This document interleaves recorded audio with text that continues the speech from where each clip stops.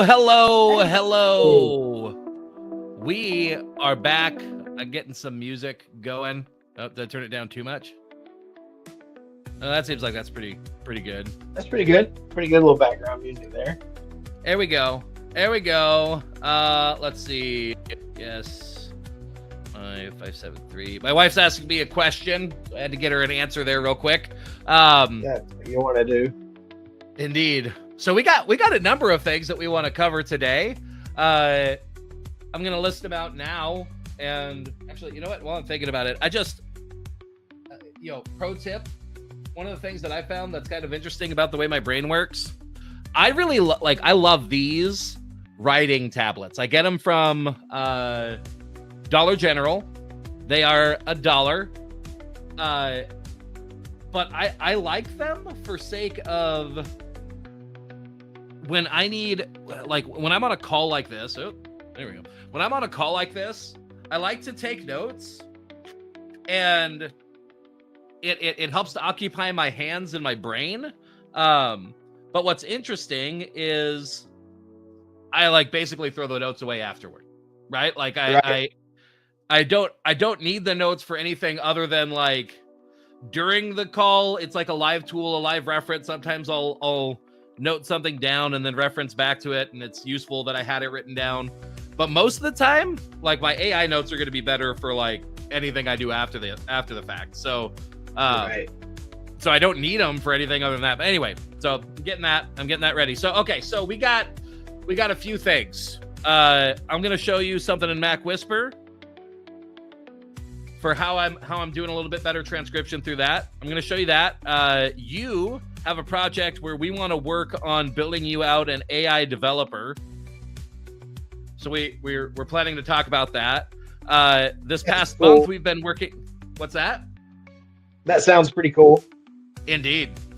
This past month I've been working on my mid-ticket offer delivery. I've got a little bit of wrap up around that, so I want to see if we can trigger that and get that done. And then the other thing that's on my note, and we may not cover all of this, but the other thing that's on my note is that you and I had a fantastic discussion on Saturday about a change in direction about what I'm doing. So there's a lot that we could cover. Let's go ahead and dive into it and try. Go ahead. On that note, I took a lot that I know about this new direction about SaaS companies. Right. And I did a deep dive with Grok for you. So remind me, I'll share that whole thread with you. I was on my phone, and so I couldn't share it, but yeah, got that for you. Yeah, perfect. Well, here, let me share my screen. I do like the background music. It's a big difference. Small thing, big difference. Boom, roast. All right, I'm sharing my screen. Let me get this out of the way. Let me pull Mac Whisper up here. Okay, now that I'm thinking about it, hopefully the key is hidden. Actually, let me just validate that real quick and make sure that what I'm about to show you doesn't reveal my API key. I just want to be a little bit cautious there. And then I'll show you. I'm pretty sure it won't reveal the API key. Yeah, no, okay, it doesn't. Good. Good. All right, let me pull the screen back up. Let's do this one. Here we go. Okay, so in Mac Whisper, if you go to settings, which is what I have here, and then you go down to cloud transcription, this Deepgram is really good. So it's also a great tool to be able to integrate with APIs and whatnot. If you want, so if you have something that gets you a recording but doesn't get you a transcript, and you want it to get you the transcript, so say recording in Squadcast, and you want it to trigger manually or automatically getting transcription, Deepgram's one of the best for that. It's really nice. It's fantastic at doing it, and it's cheap. So hour-long recording is pennies or fractions of a penny. So it's really scalable for doing a lot of it. And you get $200 of API credits just for signing up. So it's worthwhile even off of that. I mean, even once you start paying, it's not bad. But the key reason why it's potentially worthwhile. So when when you select it as your model up here, so when you get that API key, you can have it as a model. When you get it, let me see. Will this one show it for me? Let's look. Yeah, it will. Okay, so when you get it, you get much better speaker detection. And so that's huge. When I first threw this in on the Whisper model, it only detected one speaker. And then when I reran this through the Deepgram, it accurately was able to denote between the two of us. And then what it does is that for the speaker, oh hey, look, I could change what color we are. There we go. You get to be purple. I'm gonna be blue. But it said speaker 1 and speaker 2, and I was able to assign the name. So it didn't know the names already. I assigned the names, but you were like, I was able to click on this, and then it would play a sample and be like, oh, okay, well, that's Charlie, and then play mine. And it was like, oh, okay, that's me, right? Anyway, but yeah, so that is huge for sake of being able to that extra context. You know, like when I throw this in, I could say, hey, really lean on what Zach said, or really lean in on what Charlie said, and like, what did Charlie say about this? And it has the information to be able to give you that information, you know, give you that context back. So anyway, but yeah, Deepgram pro tip, try it out, plug into it. It's good stuff. Yeah, that makes sense. Yeah, that's really cool. So do you have to run it once as Mac Whisper and then once as Deepgram, or you just run the transcription as Deepgram and you're good? So when you're first pulling it in, let me share my screen again. When you first pull in the recording, just make sure up here you have the model selected that you're wanting to use. Nice. and then you could it'll just run through as Deepgram, and it'll do the transcription and the speaker detection. I did find I feel like it takes longer to go through the API than it does to do it locally, because it has to like send out and upload the file, and then you get back the transcription. So you know, there are some downsides to it, but overall, I mean, it's really cost effective. You get a better transcription and you get the speaker detection. So that's really nice, really powerful. And you mentioned you do have the pro version of Mac Whisper. Anybody watching this, I don't know if that feature is included in the free version. I think it might not be. So if you're watching this and you want that feature, you probably need the pro version of Mac Whisper to do it. So it's like it was like a $50-$60 upgrade, maybe even less than that. I forget what it was, to be able to, and it was a one-time purchase, not a recurring. So anyway, really worth it. Yeah, I use Mac Whisper all the time now with what we're doing. I mean, what makes so much sense. Yep, absolutely. All right, so we got 3 things that we can cover. I think my thing on the mid-ticket delivery is actually pretty simple. So if we can, I'd like to cover that real quick. Part of it is one of the things that I do. Let me show people. So my assistant Meryl, who's on this call with us, we pull in the recordings into Descript. Descript then lets us break this out a little bit easier. So she went through and she got all of the different sections broken out for us, so that I could throw this into a core structure. So part of what I want to do. So did she manually do that? Correct. So she'll go through and then based on what's going on in the transcription and whatnot, she'll go through and then manually chop it to the right spot, make sure that we have it done well. If I did this more systematically, where I very clearly and specifically said like, hey, here's going to be my code word for like how we, like when I'm breaking into another section that we want to chop up, then like there might be some ways that I could do it more automatically. But really, Descript as a tool by itself makes this really easy, because you could search for the right words. You could search for search for like when I start talking about the next thing, and then zero in just on the transcript portion to figure out where to slice it, and then get the composition that's necessary to break it out. Nice. But yeah, what's cool is Descript did integrate with Zoom, so I recorded this at Zoom, so I'm pretty sure Muriel was able to pull it in a little bit easier. I actually didn't run that process with her, so but yeah. So the next step on this though, so Muriel, hopefully you could hear me and you're listening. If you can, say yes, Zach, I hear you, I'm listening. And then Charlie, I'm gonna be on this screen, so if she does say that in the chat, let me know. Okay. But Muriel, go ahead and move forward with this, and get it set up. But the other thing that I need to do is I need to let's go into Claude real quick. I'm sharing my screen, right? Yep. All right, perfect. So I need to go into this email sequence, and I want to say, can you give me the first email again, but make it be coming from my assistant Muriel,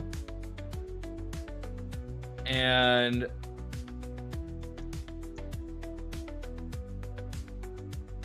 I want to cover a couple of things. So let's sign in. Webinars, previous. Do I have this one set up as a cloud? Register to watch it on demand. I do. Yep. Okay. So your first email again, make it be coming from my assistant Muriel. For post event delivery, I want to cover two things. One, they can watch the whole thing immediately here. Give a spot to include links to resources and slides. And 3, cover that we're in the process of setting up the course on ampintelproject.com, and we'll be delivering access to that shortly as well. Okay, so I want to get an email ready for Muriel to be able to send out to the people. She knows how to track them down and how to send it out to people. That way this step's at least completed. Did Muriel respond? Is she in the chat saying that she's listening? I have not seen her private chat response yet. No. Muriel, are you there?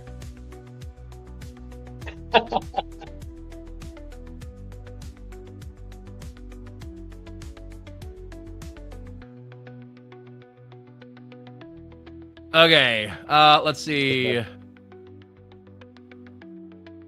Make sure you have.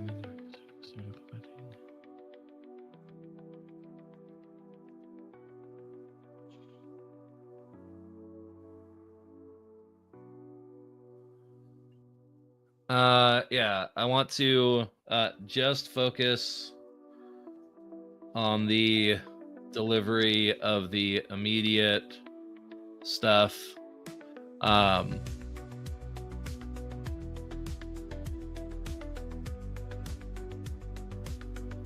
Don't talk about future tips, because I'm not sure what I'm going to do on that right now, so I don't want to make promises that I may not deliver on. I want to make sure that you have media next shop.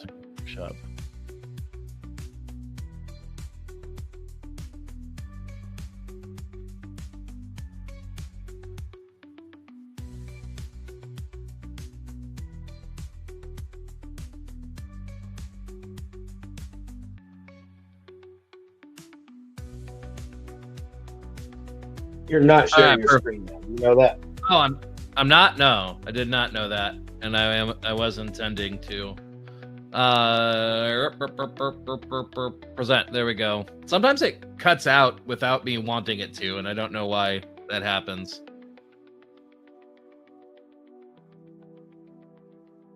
Whoa, probably personal. whoa. I'm like full screen and I don't want to be. Exit full screen. There we go. I'm not sure where Pretty or trippy. how that happened. Yeah, it was trippy. Okay, so I got this email. I'm going to copy it. I'm going to throw it into HackMD and share it out to Meryl so that she can deliver on that for me.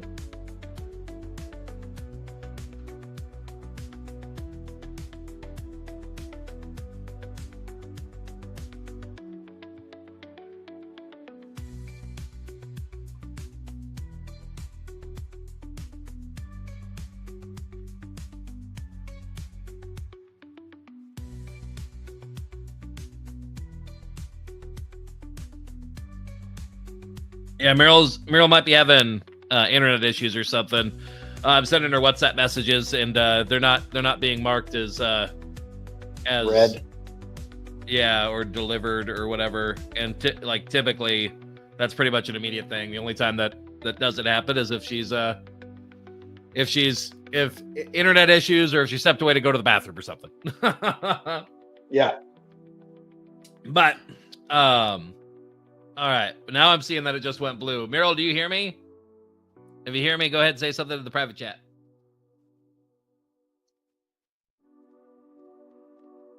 Yes.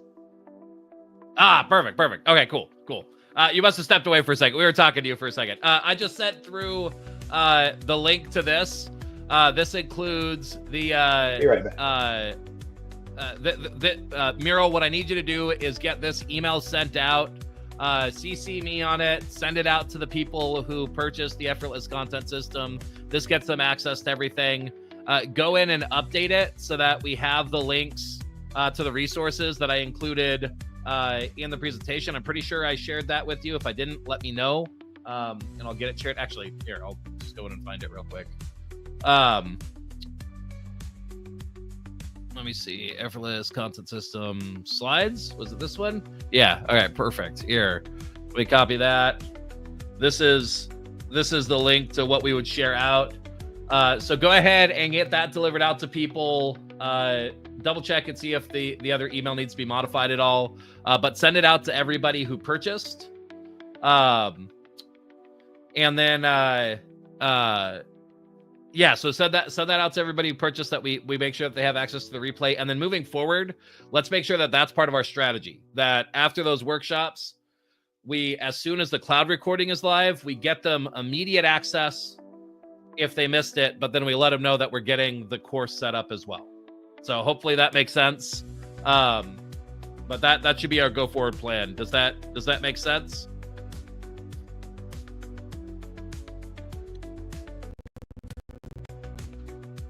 All right, perfect. So feel free to modify that email, get it sent out, CC me on it. Let me know if you have any questions. But it should make sense. It's kind of like our first step is we're going to get people as quick access to view the replay as possible. We're also going to let them know that like we will be chopping it up and making it into an easier to flow through course, and they'll get access to that too. So that's kind of the plan there. So look at that email. You'll see that context is in there. And then I gave you what you need to be able to make those updates. So yeah, and then let me know if you have any questions. But that's what I need you to do to move that forward, and then that should be good. Charlie, you are currently off and not there. You let me know when you're back. But the other thing that we want to be working on is we want to be working on well, so I got two things. So Charlie and I talked on Saturday, and I had, we got some really good insights about kind of where I could be focusing, what I could be working on, what my core offer could look like. And it's been a bit of a journey to like think through that and think what it looks like, where I'm focusing. I've got a lot of options in front of me, and so it's been a process to try and choose and decide on that. And what we ended up coming up with was some pretty cool stuff around focusing on helping SaaS companies implement like my webinar system. And actually here, I'm gonna go ahead and pull up my pull up my screen again. Present, screen share screen. All right, let's go into Claude. Let's do Zach Hammer, personal brand. Charlie, you back? I'm back. Perfect. I was just flowing into something since you weren't on. But yeah, we could go into whatever you want to. What I was gonna do is I was gonna throw, not that. Oh, I'm gonna make it crash by trying to paste too much into the thing there. There we go. All right, let's do this. There we go. A succinct description of the offer that Charlie and I discussed for me to refocus. Oh, here. Let me send you my grok. Perfect. Yeah, sounds good.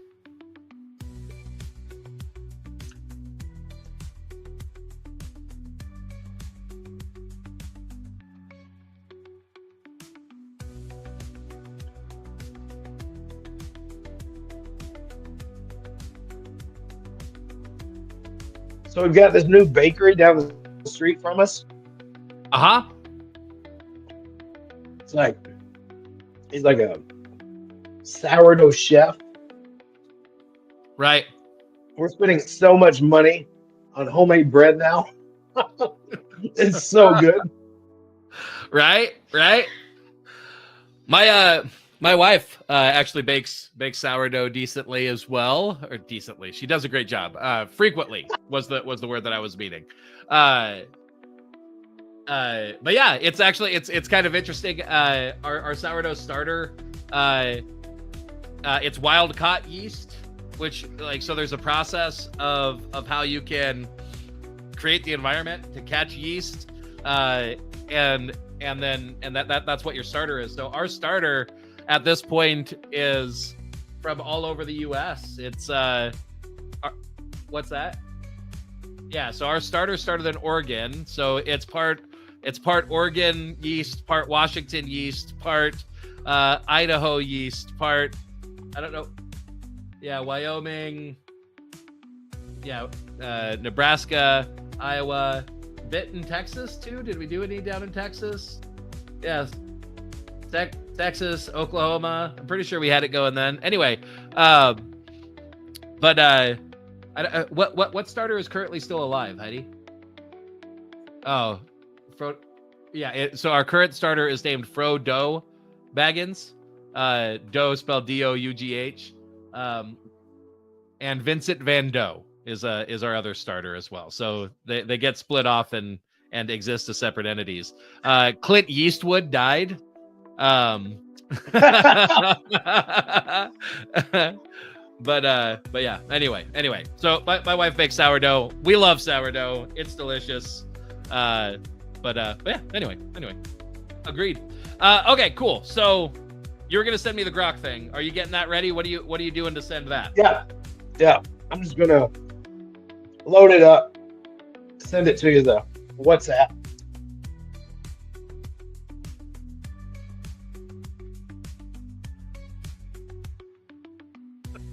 Dancing to the My music computer is going very slow. Very slow. So this weekend I've been 3D printing a new tray to house the papers, because while I do just typically throw away my notes, there's occasionally times where there's something that I've captured that I don't want to throw away quite yet, and so I set it over there to think about it later. So I have times where I need to batch through the notes that I've taken and decide if I need to grab anything off of them or if I just need to throw them away. But anyway, so I got a mini paper tray to catch my notes and stuff, and I 3D printed it, and I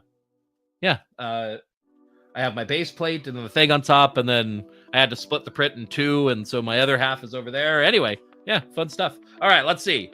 Grok share. Let me pull that up. Boom, boom, boom. All right. Does garage So give what me I an ability did, to... Go ahead. so what I did was I asked them, like, there's some coaches I know that serve this niche, such as Dan Right. Martell. You've got Right. Tiny Sass. Um, Right. no, and so I was like, hey, find other people like that. So I've never heard of like Natalie or Matt. Right. Um, a lot of these people I haven't heard of. Right. And then I look through like what is their pains, what is their words. They've got CAC, customer acquisition cost. And so looking through this, CAC sounds so dirty. I know. um, and Boom roasted. boom, roasted. And so a lot of it was kind of people wanting to get to seven figures, or Right. or mid seven figures. I Right. kept just kind of getting deeper analysis. Like they've got a little bit of a team, 1 to 10 Right. employees. Their big thing is how do we get more customers? How do we retain customers? How do we stop losing customers? Like that's their biggest thing. I think your best group is they're not really worried about dying. That like they're not survival mode. Like Right. they want to grow because they want to grow. And I asked them like what keeps them up at night, and they said the fear of unsustainable growth. I was like, no, I don't think that's right. And so I finally got it to where it was pretty good. And then I actually put in like the idea of like, hey, create a one sheet for what you do. And Right. So it was just kind of a rough draft. I wanted to like take all the information that I've got and try to help you figure that out. Yeah. That makes sense. This is something that I recently discovered.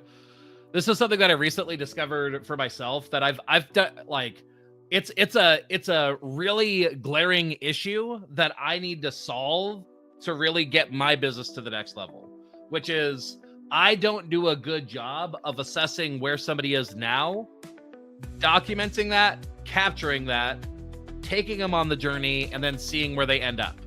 Right? Like I don't do a good job of, I don't currently do a good job with that. And where that's holding me back is that I don't have clarity of how to speak to these issues for people and speak to the journey that I take them on. It's sort of like where I've been operating is like, I'm just excited that people want to work with me. So I just keep working with them. Right. Right.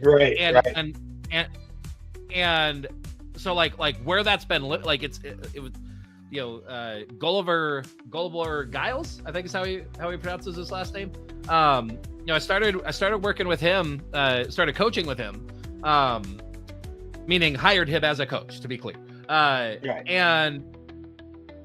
And that was one of the key insights that I had real quick was like this is the reason why I am not confident in what I should be charging, why it's worth it, like any of those things where it's like, I've known the value is there, but being able to clearly say, yeah, I know, like, I feel like I reliably can make you this much money and help you achieve these goals. And yeah, it's definitely worth this amount, right? There's a path for me to quantify that.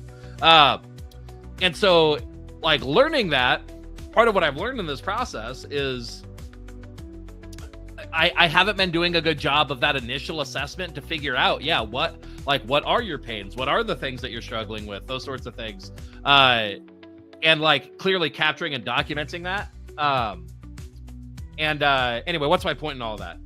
My point in all of that is like, it's super helpful for you to go through just knowing what you know, because of all the things that I've missed doing that. Because I've worked with people in these scenarios, right? Like I've successfully worked with people where I've gotten them some great results, but I never thought to step back and ask, like, what are the key pains that you're dealing with? What are your goals, and where are you struggling and getting them? What are the things that keep you up at night? Like I haven't asked people those questions.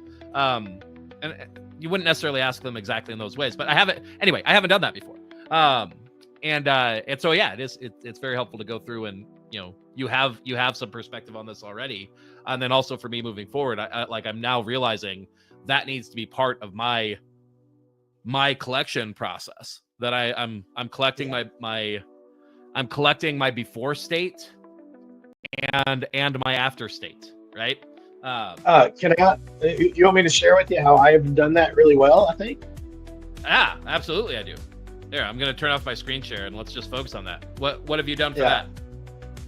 So there's a couple simple ways to do it.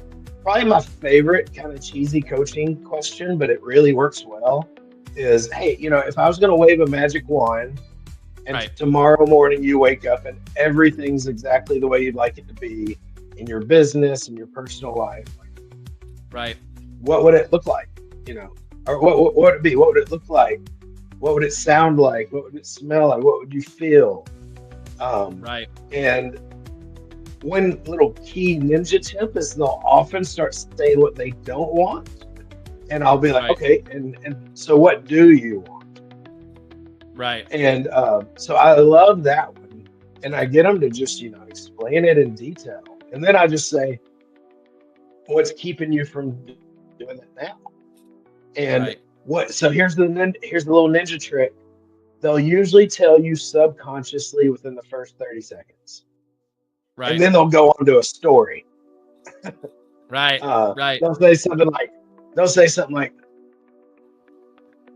I don't know how to move forward. And then they'll just start talking about all this stuff. It's pretty amazing. So that's my favorite way. And then I kind of go into the Dan Sullivan, what's keeping you from doing it? What all have you tried in the past? What strengths do you currently have that we can build on? Yeah, that's I just that little bit works really, really well. That makes sense. I've also, Telly, you said in that one, you said if I waved a magic wand and it was this way tomorrow. I've also heard you do the 3 years now, I think. Do you mentally equate them as the same thing, or do you use them differently strategically? So I've been working a lot with Jamie Smart. Yeah. And he uses the magic wand. And I like how it really brings me to what do I want right now? Right. But yeah, I'll often too, if we're going on a journey.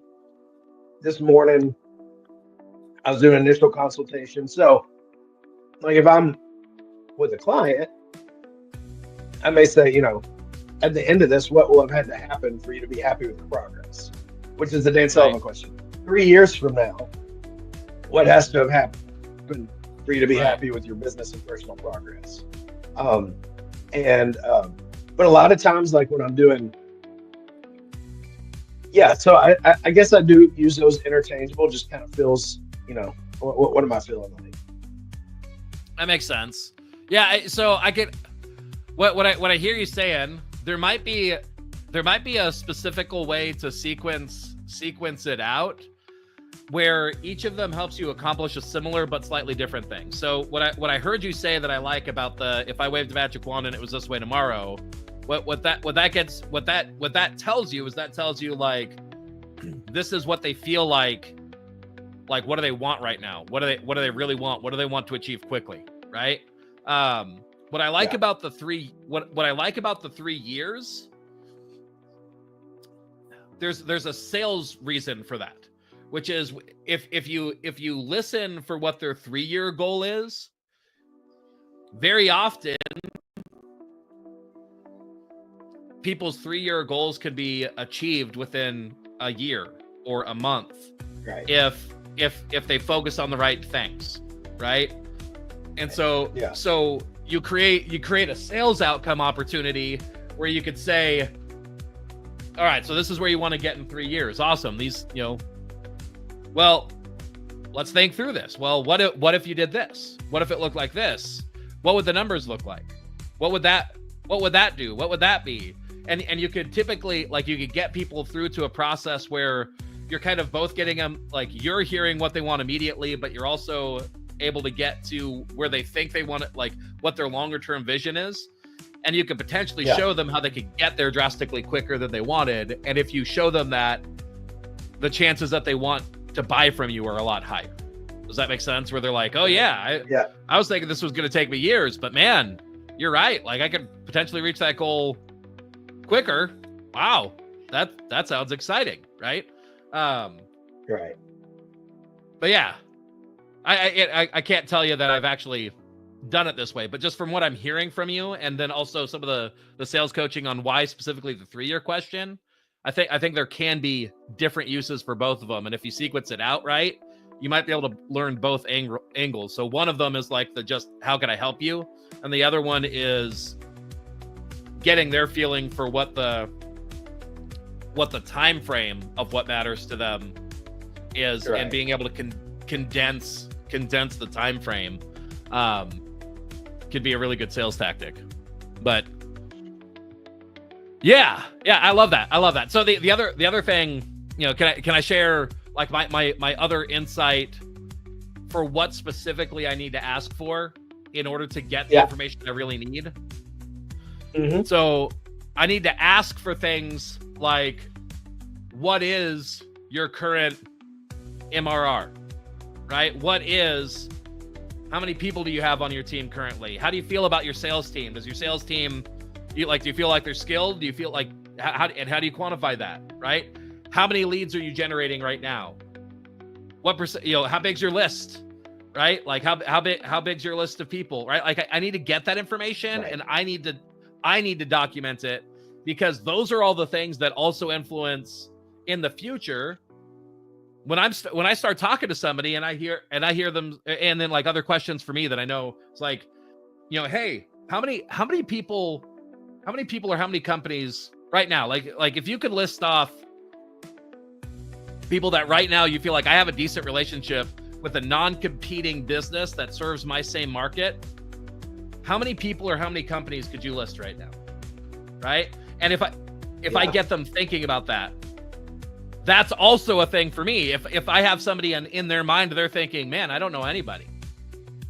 Well, that lets me know I'm not going to lean in on my JV strategy, right? Like I'm not going to lean in on that, because it's not going to feel easy. It's going to feel new, and it's going to feel hard. And like I might be able to bring them there over time through coaching, but like they won't immediately see that as like a quick win, right? Right. But it also lets me know like what percent, like it starts to really build my awareness of this group. And by asking those questions and getting really clear on like initial consulting calls, I could categorize it from then, and then do like I need to figure out like where and how I do it, but now that we've been working together, what do these numbers look like? Have we grown your MRR? Have we done that? Where are you now? Where, you started here. I have it documented. Where are you now? Right. Right. And the other thing that helps me with is it lets me know, am I actually doing what I want to be doing? Am I making a meaningful impact in the ways that they wanted an impact? Right. Because if I'm not, there's something wrong with either what I'm selling, how I'm selling it, or what I'm actually achieving for people, and I need to adjust that, right? Anyway, so that's been one of my big insights, and like actually just really asking some of those clear, specific numbers so that I have them, and I have them cataloged, and I can reference them later. Anyway, does that make sense? That makes a lot of sense. Yeah. Like one of my big insights was, people say, how do we track this? And again, Jamie is like, it's really simple. How many referrals did you get and past clients did you get the last 12 months? And let's track it going forward. And so part of my onboarding form now asks, how many referrals did you get the last 12 months? Right. Do you have in your sequence a time where you know to follow up and see how it's going now? So we've got a couple systems in process. One, we invite people to our Tuesday calls for realtors, Thursday calls for lenders. Right. So the ones that show up, I've got a pretty good feedback from. And then we also have a quarterly call, where a little 15-minute quarterly call where I say, hey, how are things going? That makes sense. You say so, and when you say how are things going, you ask those questions again. You say, these are the metrics that we're judging. How are those metrics going? Right. This is where we started. This is where we are. And I go over what we've done. We go over, the reach, the impressions, ask questions, and then ask them, hey, how's business going for you? And so that's worked well, probably especially for the first year, with folks. It really helps reduce churn. People stay longer, when I do that. So that's what I'm doing.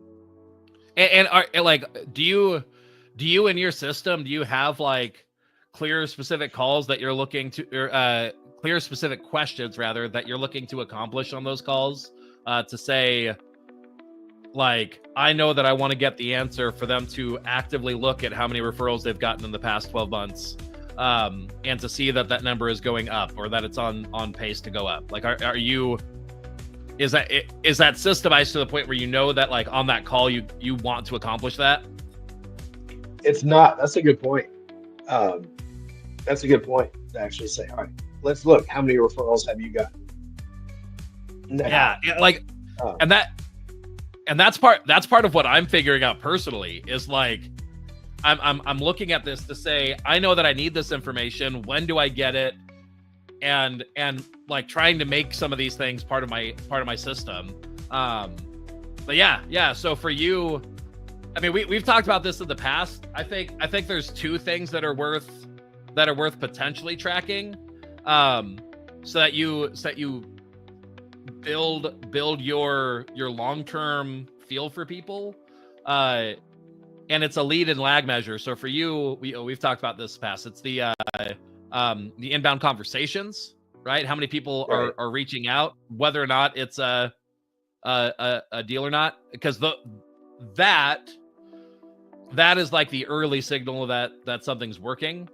And then but then long term, I would just transition into just looking at the referrals, because it's after somebody's mentally validated, the system's working toward the beginning, that potentially gets them over maybe that first off ramp that they might take, where they feel like it's not working. It's oh man, I see, you're getting this many inbound conversations, man.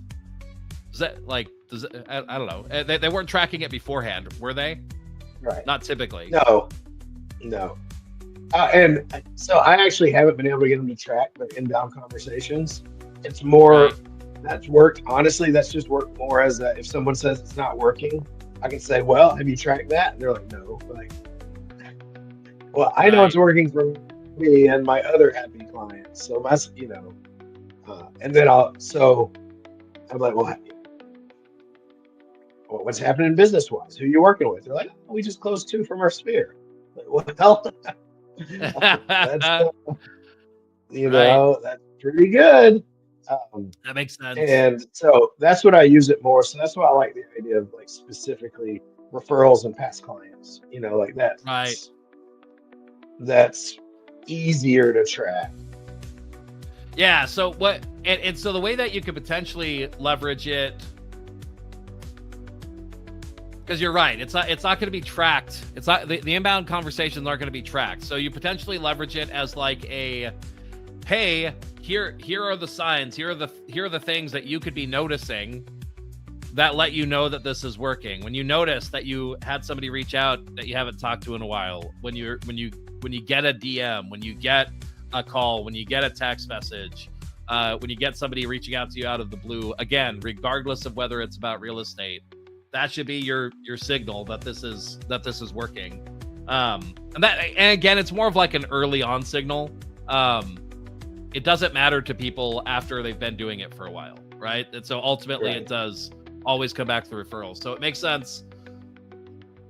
You know, like potentially where I would be leveraging that, I would say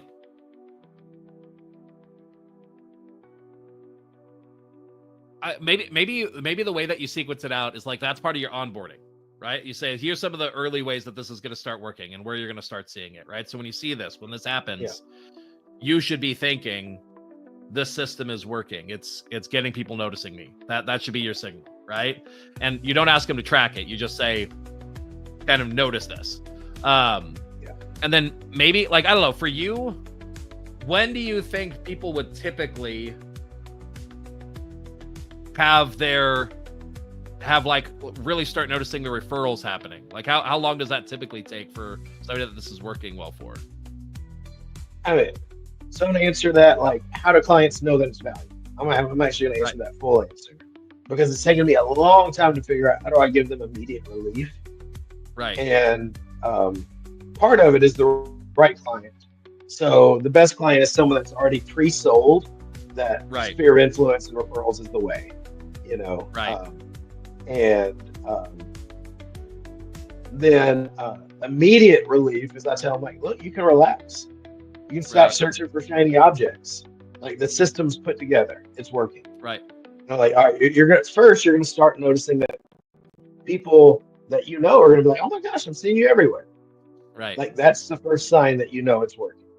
You know, so let me know when it's a family member the first time. Let me know when it's the first time a friend. I haven't said this, but I need to. Maybe. One of the things, often marketers will reach out and say, "Oh, you're doing it all wrong." You should totally note that. You should totally note that. That, like, when you start seeing marketers calling you out on it, that's actually a great sign that it's working perfectly. Oh, that's really powerful. You should note that down as like a thing to include. But yeah, love that. What else? And then they're going to get a call from someone they haven't talked to in a really long time. That's probably not in their database. That's when that's usually people's aha moment. Now, before then, they're going to start getting clients. They're going to start getting referrals. You know, the reason we do a 90-day trial is, I mean, you should start having your first clients in 90 days. And then the other hidden thing that they really aren't going to notice until about a year later, they're going to look back on their clients for that year, and they're going to be like, my gosh, the quality of these clients and the experience with these clients was so nice and smooth. It's like the wheels were greased, the compliance of the clients. And that's really looking back like, oh my gosh, like all of these clients are clients I want to work with. And it's because they've been persuaded. You're calmer. You know you're going to keep getting more. Right. Like, you can be a better leader when you know you're going to get more referrals tomorrow, whether you know, do any marketing or not, you know. So all that to say that that's the lifestyle of what they'll see. And the biggest thing is just, you're going to get clients. Know that this is helping with that. Tell me again in the sequence, like when you notice friend, when you notice family, what else did you say in that mix? So first, you can relax. You don't have to look for the next shiny object. Right, but in the mix specifically of when you start saying, "Hey, you'll notice these," in that part. Gotcha. You said friend, you said family. What a friend, and then a family member. Then it may be a marketer, and then it will be someone that you haven't talked to in a really long time. And that could happen soon. That could happen months down the road. Love it. So when for you, when are you finding that, like, you're for the people who start to give some level of resistance or start to be feeling like, I don't know if this is the right fit? When is that happening? I mean, the biggest thing is in the winter, which, I really do want to work on the auto gym. But I mean, the winter, one of my goals is to get people on annual contracts, and anyone who would renew between November and February, I want to make them an offer so that they renew like May. I really want all my people to renew between like May and November, I think. Right. Preferably July and August. Like if I could wave a magic wand, all my people would renew between July and August because that's when they're the busiest. And that's when they're reaping the rewards from the system. The winter's always cold. Like all of my clients, even the believers, they're like, every winter it freaks me out because people it's slower there. That makes sense. I love that. So yeah, so anybody that you get started, what's your current approximate way that people pay? Are they paying monthly? Are they paying monthly? Yeah, monthly. So yeah, for you, that you need a promo offer in May, June, July, August, right? Like you need promo offers in there that are centered around annual, where they mentally move from hey, I'm seeing this, I'm loving this, let me lock in this system so that it's running for me for the next year, and I get some sort of bonus or benefit out of that, so that you've carried them through. They've already made the purchase in winter. Yeah, I love that. When do you do? So winter is when they're typically having that potential issue. Yeah, in terms of your sequence, how often are you doing the? So here's the other interesting thing. Winter is when I get most face time with them on the mastermind calls because they're slower. In the summer, right. I usually spend less time with them because they're busier, and that's okay. Like they may not get me any content for 6 months, and I tell them that's okay. We're going to keep running the system. Like, that's when you need to. Like, you're going to make 80% of your business in like 80% of the year, or in 20% of the year. Yeah, and you speak to that too. You say like so that your promos in the summer are mostly just around, hey, let's lock this down, let's make this annual, you're getting great results, we do this, we'll capitalize on it, we'll keep running it for you, and then in the winter your promotion and your topic is more around, hey, let's get all your marketing done so that when you're busy this summer, you're not even having to think about it. So come in here's the sessions that we're running to accomplish your content creation that you're going to need. Here's I think that's a really good flow for like how you speak to the problems and knowing the reality of them. I'm gonna switch my Wi-Fi network. Hold on 1 second. All right, perfect. No worries.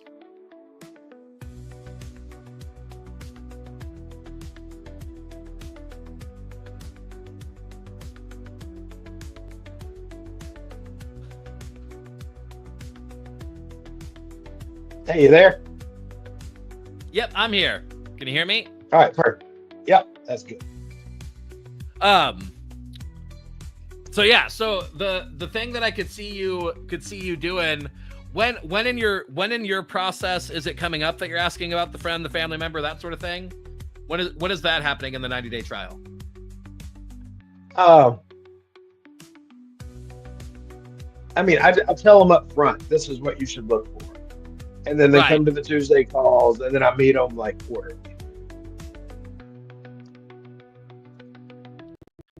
I wonder if what you need is, so are you asking those questions on the recurring Tuesday calls? Yeah, so I ask them more generic, like, hey, who are you working with? What's going on? Have you had any anecdotes? And so they'll usually share that. And okay, so you are hearing them from that. Perfect. Yeah. So that does take care of that. So during that time, you're saying, great. Sounds like the system's working, right? Are you saying that? Yeah. Are you saying those kinds of things? Perfect. Yeah. And that's, so then, go ahead. That's really a big part of the calls is, everybody's not going to get a referral every week, or I'd charge a whole lot more. Right. But every week someone's got business. And so it, keeps everybody like, all right, it's working. I love it. Yeah. Are you leveraging the content of those calls to follow, like to send out like an email blast to everybody who's active saying, hey, here's my favorite story from this week's calls of how the system's working. This person's brand new. They got started. We're running the system and they've got these conversations that came in, right? Well, why do you think I want to build brandy? Love it. I'm not using that as well as I want. Yeah, because my thinking is for the people who don't show up, it could be like it's how you capitalize what's going on in that group, but still reach the people that aren't showing up. That you have another way to impact them. Right. Anyway, I love that. Okay, cool. That all makes sense. Me personally, I'm glad I went down that. It helps me understand a little bit more what your systems look like, which helps me to sell it better and think through it better. But okay, so AutoGen, let's talk about it. Tell me more. So why specifically AutoGen? What are you looking to accomplish, and why do you see that as potentially being the solution? Yeah. So my big vision is to help entrepreneurs, spend more time with their family. And so I want entrepreneurs to be able to hone in on their superpowers, and then eventually, I want to be a publisher for them. I really want to publish, and that includes content as well as software. I think I've got a unique viewpoint, and I love the idea of helping publish brandy for you, or my buddy Tony Ray, have some software for him. We talked about it the other day, the idea that we help people discover their unique ability, and then we create software that kind of lets everybody's superpowers connect together. So I've got this vision of, I've got people that I build multiple software for, that is very unique to their genius. So that's the big vision. The current vision is something like 95% of Y Combinator folks use AI for most of their development. Right. And we talked about this. AI is if we're not using AI, we're going to get passed by people that are using AI. Right. It's the reason that Paul Graham, that runs Y Combinator, helped found it, is so rich.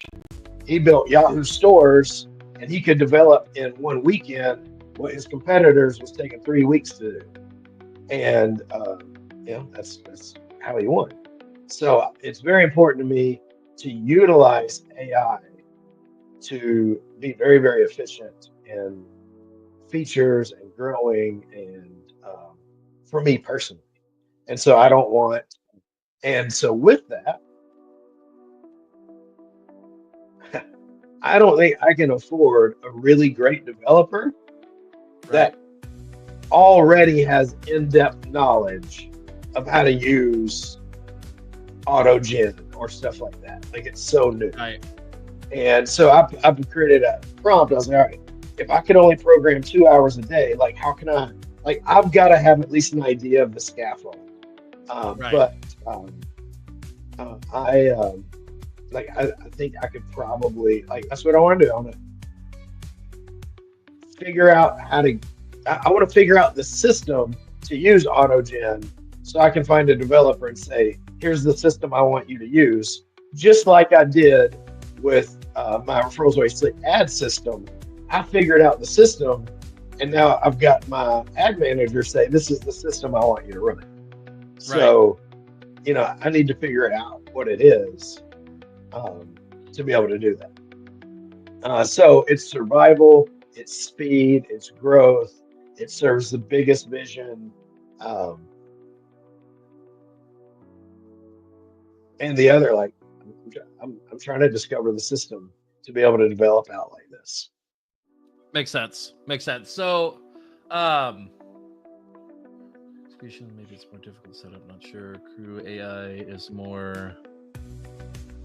This will get something.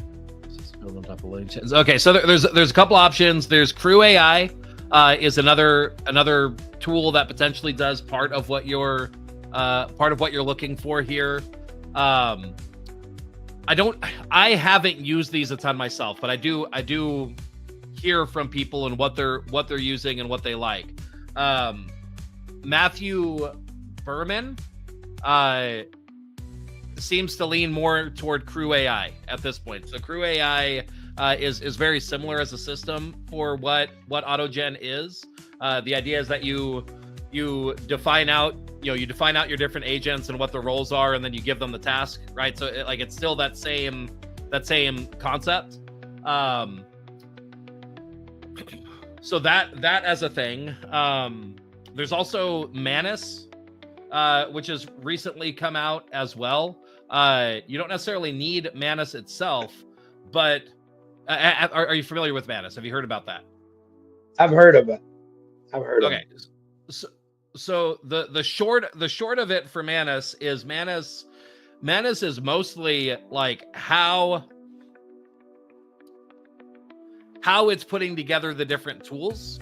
And there's also people right now that have put together how do you achieve what Manus is doing, but in an open source way. So there like there's some options for that. I forget what those are called. Let me research some of that real quick. What are some open source alternatives to Manus that people have been building projects around? One of them is called Anus. And it's pronounced that way, but spelled like you would think, or like you might think. Don't search that on Google Pics. But yeah, Autobait, Owl is one. Yeah. Here, let me send you some of these messages. So there's a couple of things like that are potentially worth looking at. What specifically has drawn you to AutoGen? So for one thing, are you aware of like Crew AI? Right? Were you already aware of that? No, I was not. I was just talking with I was talking with Brock and Claude this weekend, thinking through like what this project is. Right. And so originally I was going down the idea of using Cursor with an agent. And then I started like, oh man, like what if I had a couple different agents? And so I was talking, and AI recommended AutoGen. Okay. And yeah. So there's a few things that you can do, and tools worth exploring. So AutoGen competitor alternative, Crew AI is one of them. Okay, and it's a pretty popular one. I don't have a hard or fast opinion about either of them. I do know somebody like Matthew Berman has looked at both of them, and he builds a lot of things on Crew AI. So that tells me something, if that makes sense. Other tools that people are finding a lot of value in. So people really like Cursor. There's a lot that Cursor's doing. But have you checked out Bolt? Bolt.in. Yeah. .new. Okay. So there's also the ability to self-host Bolt and run it locally using your local AI if you want to, or pulling into your own APIs for that as well. And I forget what let me see. Privacy Stack Biz. I'm trying to find the the self-hosted version of Bolt. AI full stack. Here, a second. I'll see if I can find that for you real quick, because that would allow you to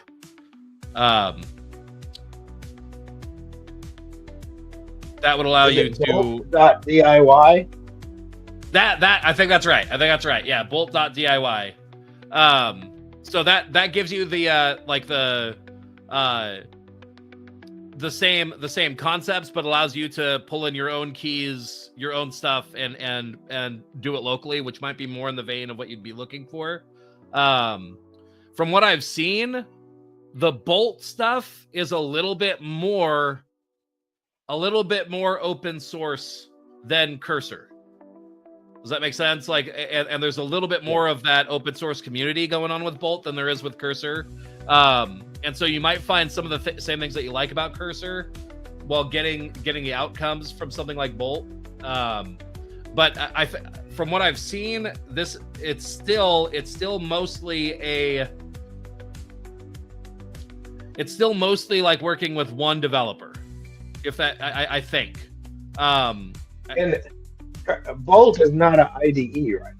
It's not an I.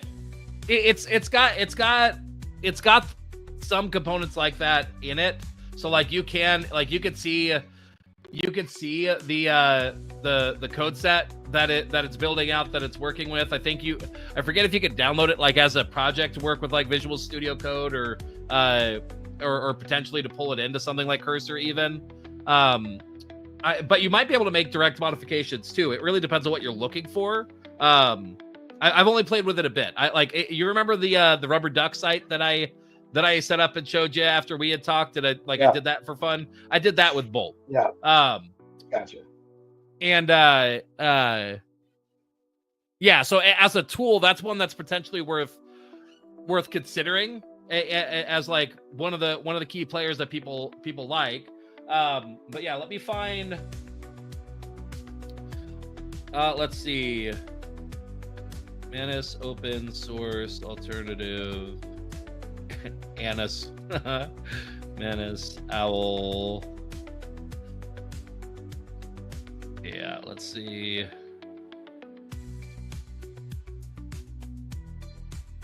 And they might have changed the name. Open Manus might have been the old Anus one.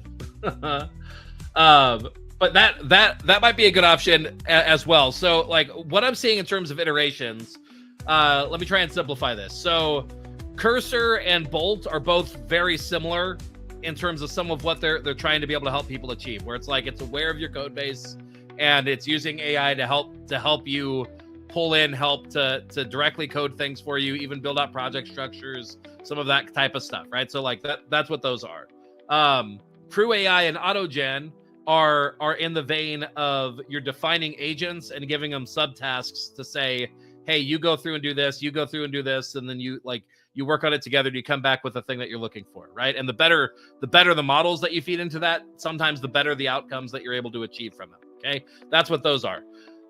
Manus is an agentic system with different pieces working together. But one of the key things that it does and it has access to is that rather than just being focused on the coding and those sorts of things, you're also giving it tools to be able to like run browser sessions for you, so that it's not just doing API style pulls from things. It's actually able to interact with the web as it exists. So like it gives it a little bit of an extra edge of both being able to accomplish things on your behalf, but also the segments of the internet that aren't easily API accessible, which is what most of the other tools are relying on, right? And that extra edge seems to be what people are really excited about from like that Manus angle. And you could do a lot of that in open source ways, so you don't rely on that tool specifically. And not that you need to. The biggest thing about Manus is I think people have found its it's hard to get access to it right now, right? And so if you want to be able to do it without having to wait for it, then that's kind of where that comes into play. Does that all make sense? Yeah. Which, I think AutoGen actually allows using AI or browser tools too through Puppeteer, because it's built by Microsoft, of course, which Puppeteer, but they've got their own version called Playwright, but same thing. Right. It can direct that, I think. So that's part of, that is part of the overall process. I don't know. One of the things that I've seen is that the difference between what something like Manus and using Puppeteer is that it depends on how well integrated. Sometimes I think it might use both aspects, but one of the key layers that happens with these models that are starting to become really smart is that they're actually assessing the image of the browsing session rather than the code. They're assessing the image in order to determine what to do and where to do it and how to do it. And so it's not having to reinterpret it. It's interpreting it through the UI that it was designed for, which is like, this is designed to make sense for a human, but it's being done through this code layer to actually build it out. So the tools that people are really excited about seem to be doing that and doing that well. So it's not having to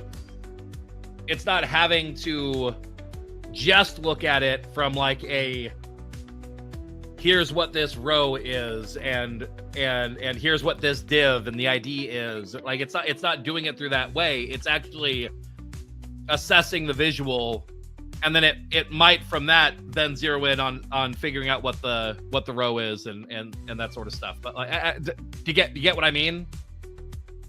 Yeah. And so it's just able to, they're able to actually understand an interface quicker than tools that aren't operating that way. And so you get better results because of it. Does that make sense? Yeah. And AutoGen might be leveraging things like that, or you might be able to build something into AutoGen or like build out a tool or an agent that works that way. But that key element seems to be making a difference where it's not just assessing the code of the page to make its decisions. It's interpreting it visually like a human would. And then from that being able to take actions. Does that make sense? That makes sense. Yeah. Yeah, those are this is entering into an area I haven't done a ton with. Most of this has been me playing in order to figure it out, but I haven't had projects that for me were like I felt like this was realistic,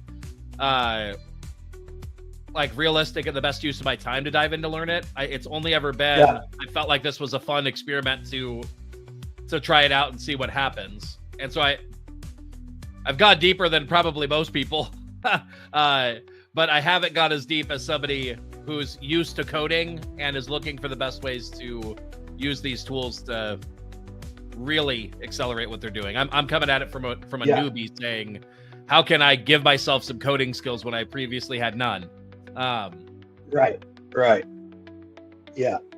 And that's one of the things that I've noticed, when we ran the N8N NoCoDB stack, right. It actually drove my developer crazy because he's like, this could be so much easier because I'm a programmer, Right. And so my hope using that stack was it was going to be something that like anyone could really update. But what I figured out was you actually have to be a pretty good development brain to be able to update it anyway. Right. And so I was like, all right, well, so we're actually in the process of moving stuff back to like Laravel and queues and using N8N for some things because the webhook workflow works really well. Right. And so the plan was still to use that. And so with this, that's what I'm thinking. Like, all right, from a development standpoint, what's the best way to do it? And it looks like it's saying, like, what I'm reading is autogen. It's saying autogen is better at programming. Um, like with a team, like it's more like you've got 4 or 5 different people and they're talking to each other, and it's unscripted. Whereas crew AI is like they use the writing example. You got a researcher, a writer, and then an editor, and they work. It's more like a real flow, one, then the other, then the other, ABC. Right. Whereas autogen is more like more flowy, so to speak. Right. Well, and I mean, so one of the things that I've seen from people that are building out different agentic flows is that there's really a good, like, figuring out what kind do you need can be really helpful for what to expect. Because if what you want is you want a specific, where it's like, I know that I consistently want this outcome, then using agents isn't always the right way to do it, right? Like not in the typical way, where like it actually makes more sense where you know that it's always flowing linearly. Like for some tasks, that's exactly what you want it to do. Where it's like, this is a tool or this is a service. I don't want my tool or service to be creative. I want it to run the thing that we know works, right? Like right. And so that's one thing that I've heard, where like it depends on the deployment. But it does make sense that if like what you want is you want something to sort of serve as like, I know where I want to steer the ship, but I need the grunt work to happen. That potentially makes sense. The other thing have you looked at or heard the concept of vibe coding? Have you heard of that yet? Yeah. I wonder if that plays into this a little bit too, of like where people are getting the best results with that, where part of what the goal is like, what is the tool that feels the easiest, works the easiest, where all I'm doing is I'm just telling it to run something or telling it to do something, seeing what happens, and then giving it the feedback from there, where it's like you look for the tools that make that process feel the easiest. Because I think realistically, that's ultimately where you want to end up anyway, right? Like from the standpoint of... Yeah, so from where I want to end up, I want to be able to get a really great developer that leads a group of AI agents. Well, why? Why do you want a group of AI agents? That sounds like you want somebody to use tools. That doesn't sound like what you want. I think what you want is what the outcome is. Why do you believe that's the way to get you the result that you want? A great developer is worth 10 to 20x more than a regular developer. Right. You need really good engineers. Like, right. I don't think we're close. I don't think we're close to like being able to solve really hard problems in like the ways that I do. Like, right. I come up with really weird constraints and I solve problems around them. you know, and so like you need a developer, and to be able to come up with unique ideas. And really good development takes a lot of things. Like it takes, someone that creates the design stories, and then someone that creates the design. I'm thinking about Basecamp and 37 Signals. Like someone that runs their development approach. Like they come together, they come up with the stories, they scope it. You got the designer that works with the developer, and now you got the front end developer and the back end developer. So you've got a design, you got front end, you got back end. It also works really well if you can end up having like a junior programmer and a senior programmer for pair programming. I don't know. Have you ever heard of that term? Pair programming, yeah. And so to like create really great novel things, it's kind of the Dan Sullivan thing. Like you want a unique team, where everyone's working in their superpowers. And I think with agents, we can actually create those. We can create really great. And I don't want, I don't have the money to hire a great designer and a great front end and a great back end right now. So I want to be like, all right, how can I have one person lead this? And as we grow, like I always want a small team, but as we do grow, I want people that really know how to leverage these AI agents so that we can have really, really great people that can get really, really great stuff done. Yeah, I think one of the things that might be helpful in this flow for you is like you're operating on a belief that the way that they get it done is what will make them more effective. It would be great if you had a way to actually validate that and see, is that assumption true? Right? Like I don't specifically disagree, but if you had the KPI, if you had something to be able to say, because like you don't care really whether somebody uses a team of agents or whether they get the same end result in a quicker time as somebody who's doing it in whatever way they do it, right? Like you don't care, but your belief is, if somebody's doing it this way, I think they'll be more effective. I think we're longer term, like we're going to adapt with the future more readily, and I'm able to do that more cost effectively. But those are things that like if you like step back and think about it, you would theoretically be able to quantify. And here's the reason why I'm asking this. There is a lot of theory right now for why an agentic team is good or not. And a lot of the marketing and information is based around the hype cycle of this is what our theory is. And ultimately this to me is part of the skill set right now in the AI world, which is what is the difference between what people are actually achieving versus what the hype and hope is of what it can potentially do someday. And being able to distinguish between those is the skill set right now. Right? Like because the marketing end of all of these AI companies is all around like the 3-year vision, right? And like whatever time frame, but it's all around like, this is why we're creating this way, because it's going to be able to do all these cool things. But I mean, I've seen in practice, like people talk about, for instance, even right now, a great example of this is like ChatGPT's current image generator. Is it drastically better than it was? Yes. Can it do things drastically better than it did? Yes. Does it eliminate the need for a designer? No. But it does make a designer drastically more effective if they know how to use it. And so like you hear people talking about like this eliminates the designer, and that's not the reality.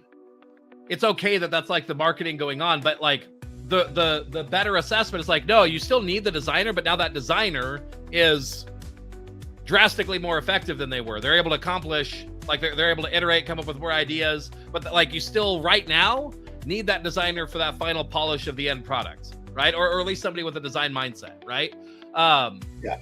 And having that realistic understanding lets you know what kind of team you need to put together. Does that make sense? And so, so in the vein of these different tools, there's like the promise of what they say. It's not always end result achievable. And the only way to discover that is to try, right? So I don't think it changes much, except that where you would be on this is that you, if you can, what I think would help you is to really define the end result of how do you know that it worked the way that you want to, like how do you know that you got the end result, and then run the experiment to see, oh, okay, these are the pieces that are missing. This is the thing that this is the thing that I still need the human for. Now I know better who I need to go after, or what that developer looks like, or whatever. I don't. Does that make sense? Yes. And this is the part that sometimes frustrates me about our conversations. Like, that's like, yeah, it would be great to know the end result. Right. And like, none of this can be known until we figure it out. And that's kind of part of my superpower. Is Right. like, I'm good at kind of have a beagle nose. Like Right. I can snip out an idea and start just following it. And like autogen may be wrong, but it kind of goes back to my coldie. Like, my coldie is if I start with researching, I never go forward. But if I just jump in and start figuring it out, then I research and figure it out. Right. And so like the autogen thing might go like way sideways, because like the way I started this, my plan was just to use Cursor to do it. And with Cursor, like, I've got a course and I was going through it, and my friends that I'm in my SaaS with, they're using Cursor agent mode to develop. But I'm going down this idea of AI agents, which me and you basically use AI agents. We've got one thread of this, one thread of this, and like I've got my prompt agent, or referrals by sleep agent. So I mean, we know that works. The question is, I mean, that is a good question. Is it better for it to be autonomous with autogen, or is it better to be more structured with Crew AI? I mean, I think that's the question, right? Kind of. Regardless, you said, is it better to be one or is it better to be the other? How do you know it's better? What is better? Well, so here's my constraint. I want to be able to have a program that I treat like a programmer, and I spend an hour a day on, maybe 2 hours max, just like I sit down with a programmer. I'm like, all right, here's the program I want, and I let it run. Right. And so that I can get a program done in 2 hours a day and make consistent progress. So for sake of the experiment, the things that you could potentially quantify is, you could say, what was the time that it took? It's probably your biggest one, right? Like, like, if there's a way that you could quantify you know what, this is probably what I would do. Like, can you define out, can you track the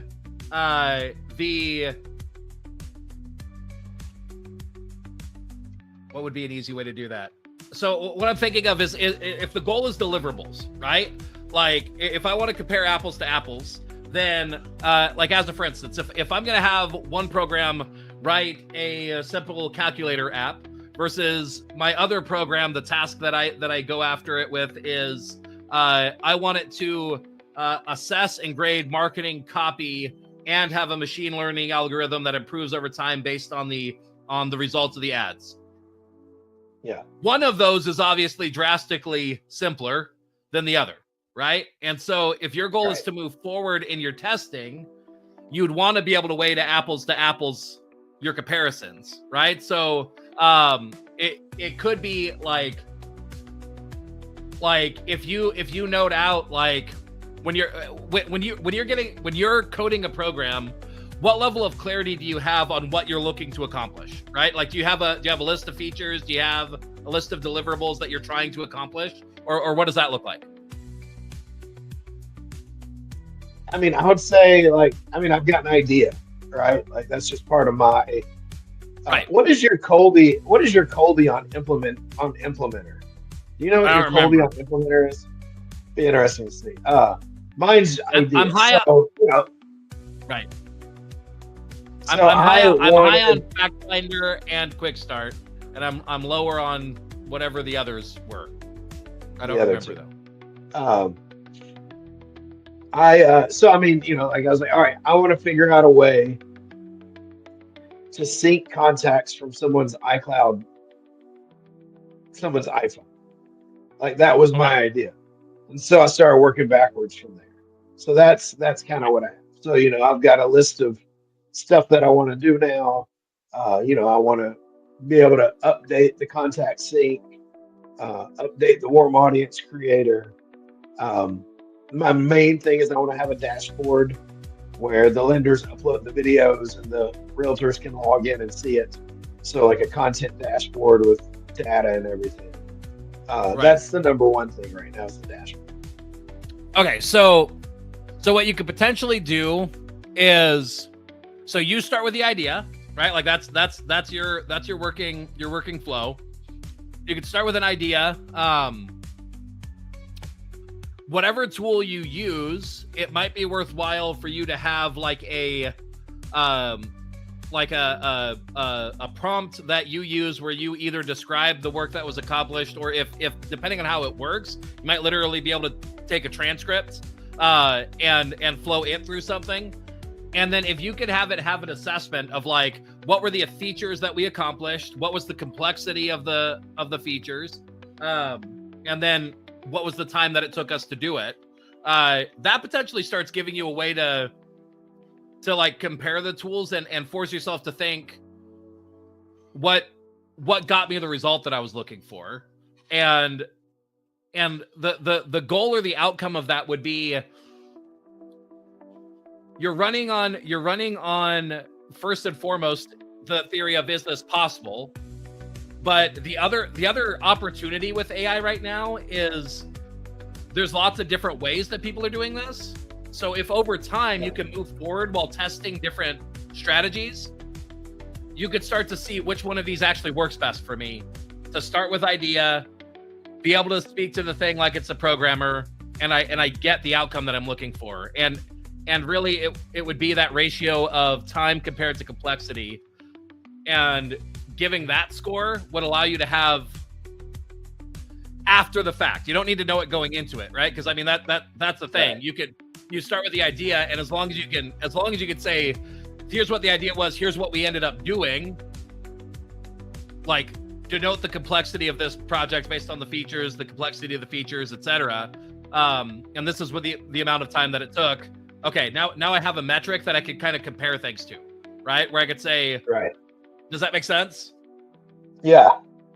And so anyway, so the only thing that potentially changes how does that feel to you? Of the work itself doesn't change at all, right? You do exactly what you're used to doing. You start with the idea, you want to work with AutoGen, you started the process with AutoGen, you see what it looks like to get it done with AutoGen. And then you start to be able to now have a metric and an understanding of what it looks like. And then whether you decide to or not, if you decide to try Crew AI, or you decide to see, well, what would it feel like if I used Bolt to do this instead of AutoGen?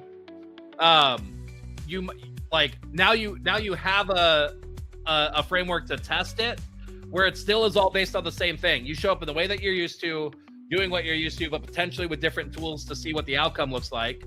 And then either through collecting a transcript of what your communications look like, and then throwing that through AI to get a debrief assessment, or by talking through, these are the things that we accomplished, this is what I did, and then this was the amount of time that I worked on this.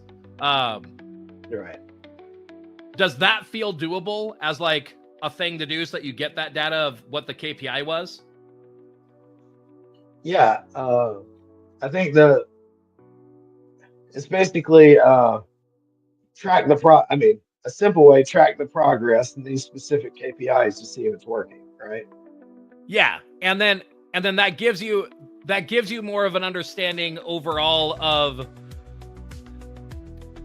I don't know about you, but I find myself in this world, I start it's very easy to get used to doing the thing that I'm used to, or jumping to a new thing because it's novel and not actually seeing, did I get an improvement or was it just interesting?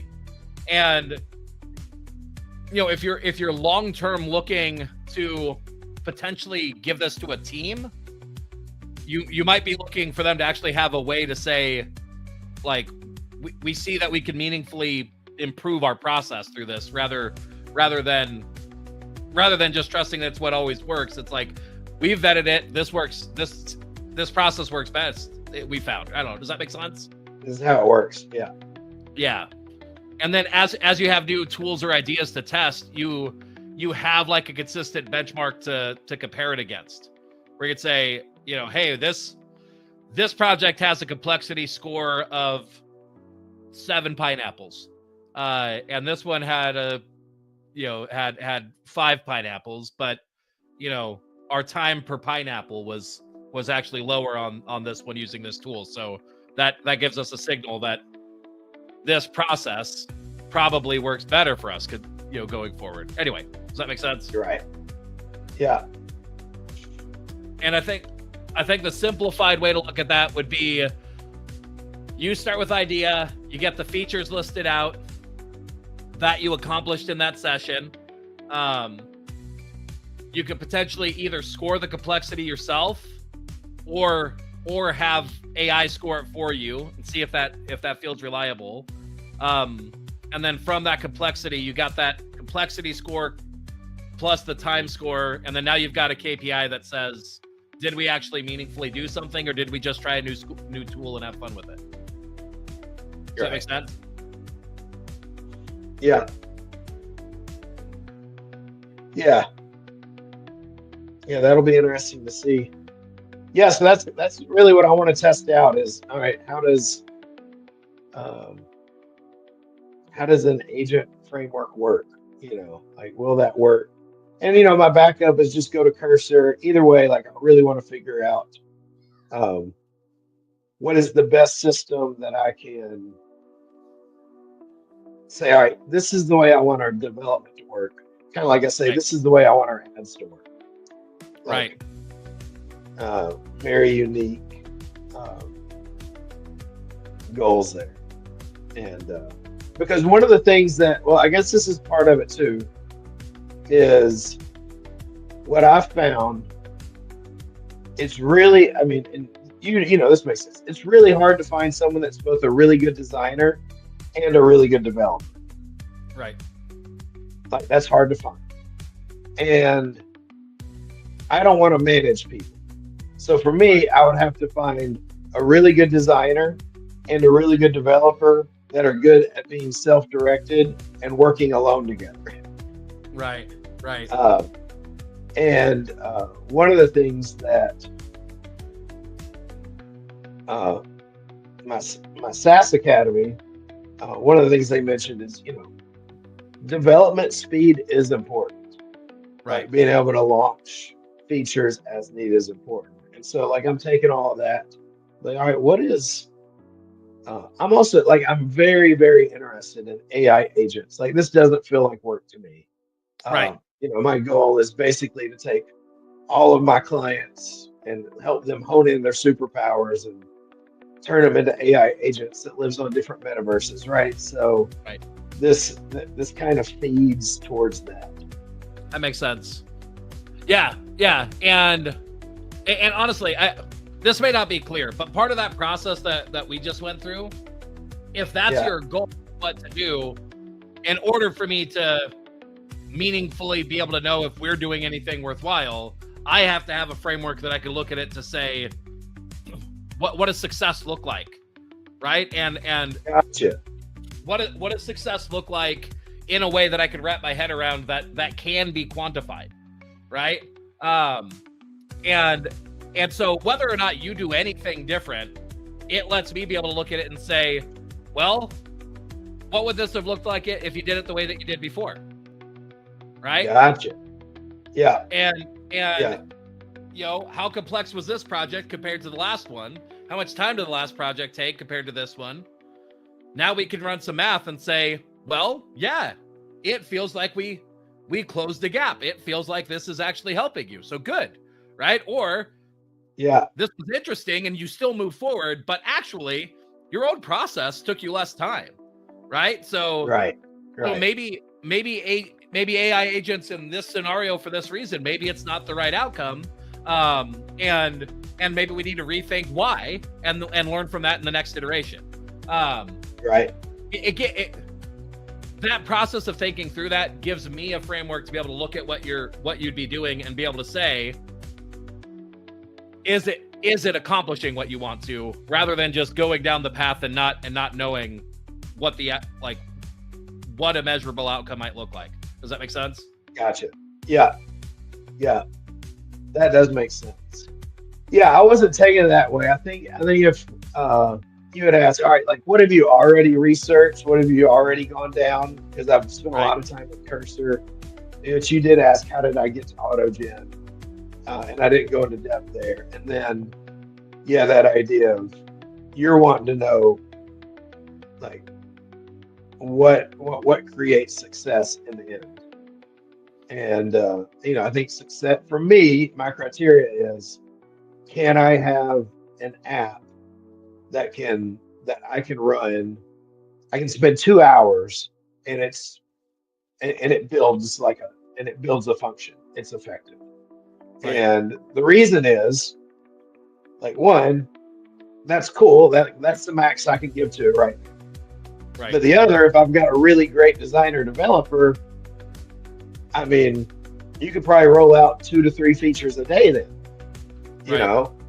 Because, I mean, you got, which is cool. Or, maybe you can't do that because you spend 2 days trying to come up with a design solution with Vercel v0, or, like, you might have to do some other research. But then once you kind of figure out what you want to do, now you can knock it out in 2 hours or so. You can let them all work together. And that is, at the end of the day, it's like pushing, like, all right, what can we do with these? I want to call them conscious agents because it feels fun. The Donald Hoffman way. Right. And so the 2 hours is really important for me. The other thing is memory. Memory is really important. I'm glad you asked that. Like, it needs to be really, really great at documentation. One of the hardest things about great development is documentation. In fact, like, one of my thoughts that I had this weekend, little rabbit trail, but man, I'd really like all my team to just record their screen as they're working so that we can send it to AI to pull out the best knowledge every day, because how much lost knowledge, which, kind of goes back to Brandy, like, how much lost knowledge is there? Right.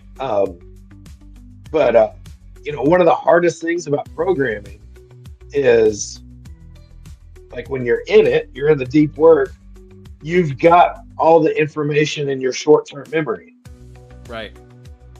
And, if you get distracted, then you got to rebuild your short-term memory. So, the hope is, like, man, can AI have a better understanding of what the whole project is, or this part of the project is, quicker without having to, quote unquote, get up to speed.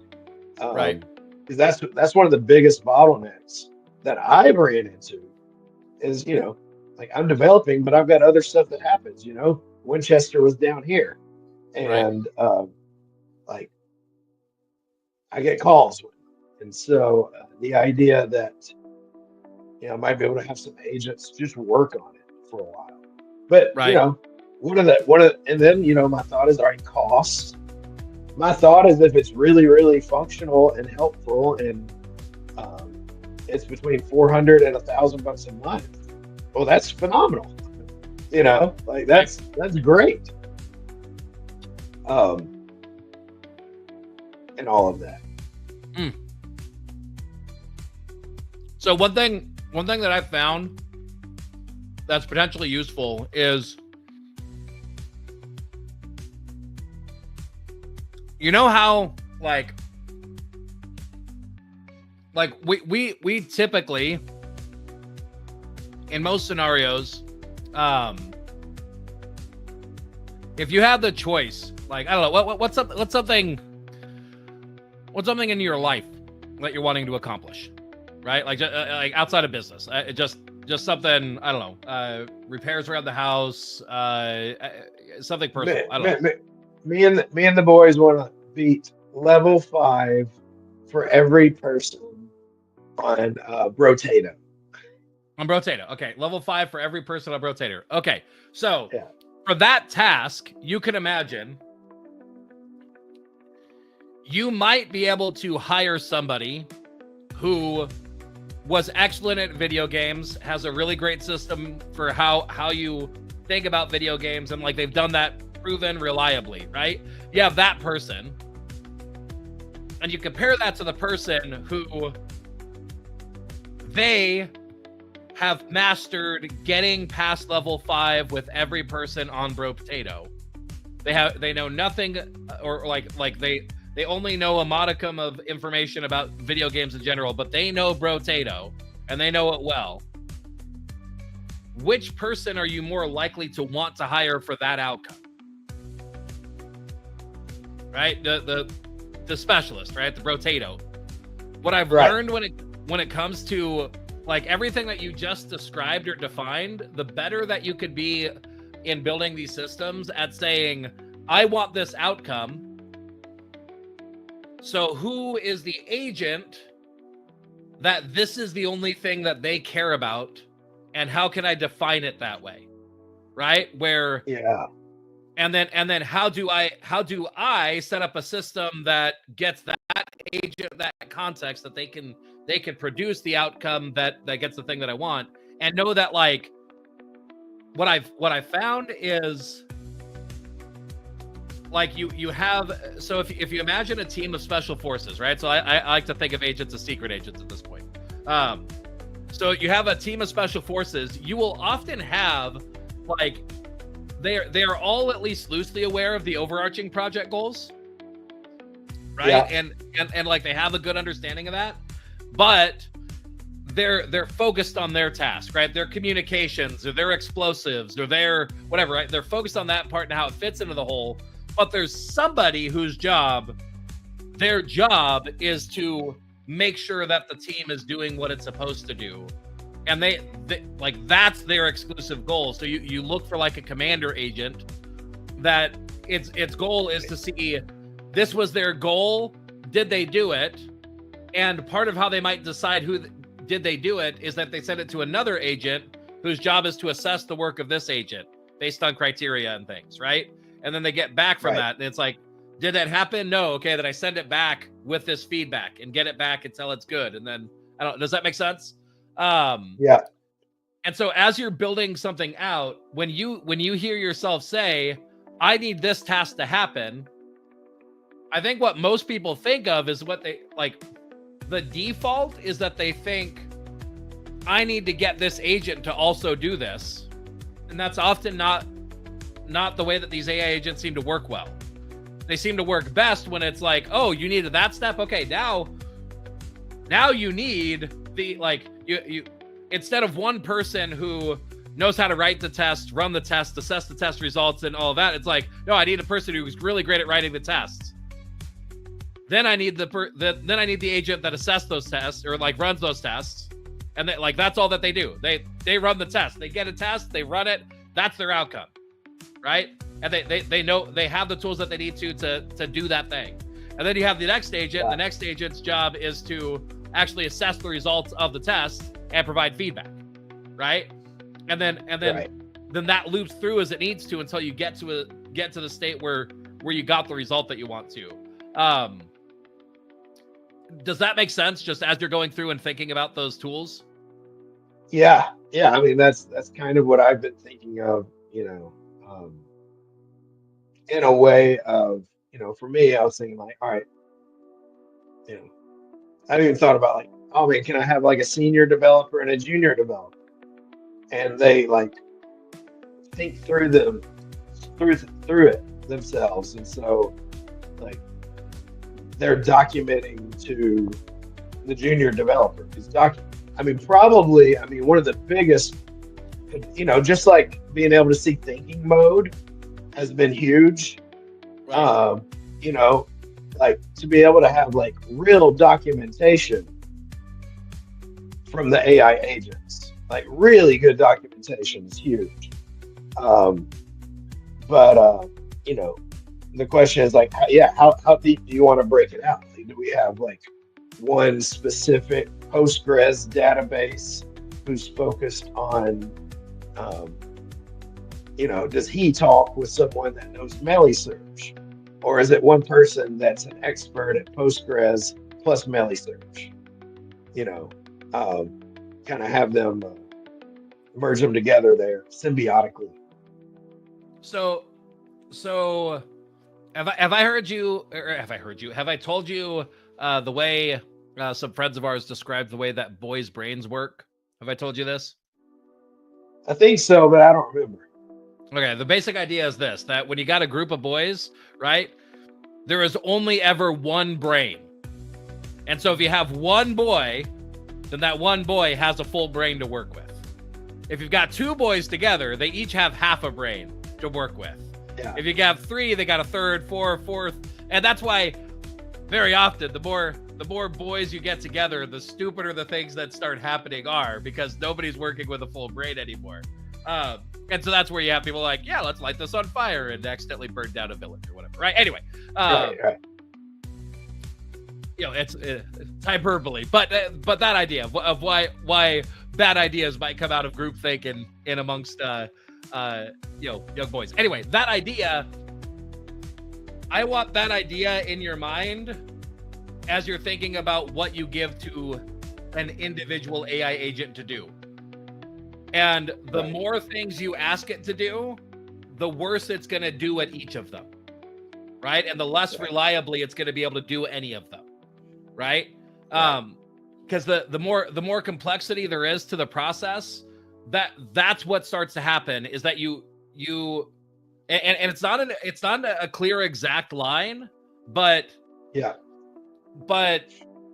having an AI agent that does 10 things, like where the way that you code it out, the way that you describe what it does is it does 10 things, that AI agent is going to not be as good at those 10 things as a different AI agent who knows how to do 5. Does that make sense?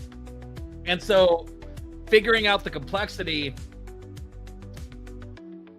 part of it to me is zeroing in on exactly what does this one really need to do versus what makes sense to just define this as a different task or outcome. And this is an area where like I think it starts to be helpful to think of them as AI agents and not humans. Where if you're working with a human, part of the way that we work is that we piece all this information together real well. We take in complexity and output and we do some subconscious processing to reason it out, right? AI isn't that way, where it's like the more you ask it to do, the more likely it's going to fail on some portion of that, right? And so that's at least what I've seen so far with our current models and the way they work right now, right? And so as you're building out agents, start with whatever flows naturally, right? Like start by trying to do whatever flows naturally.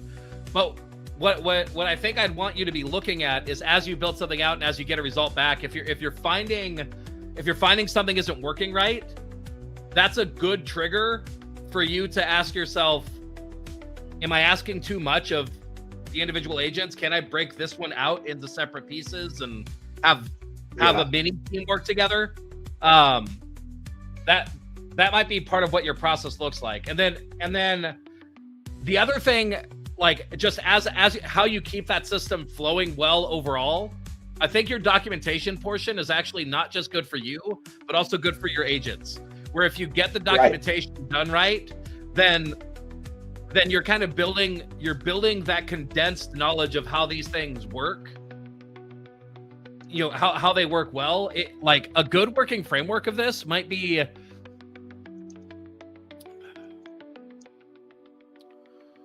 think about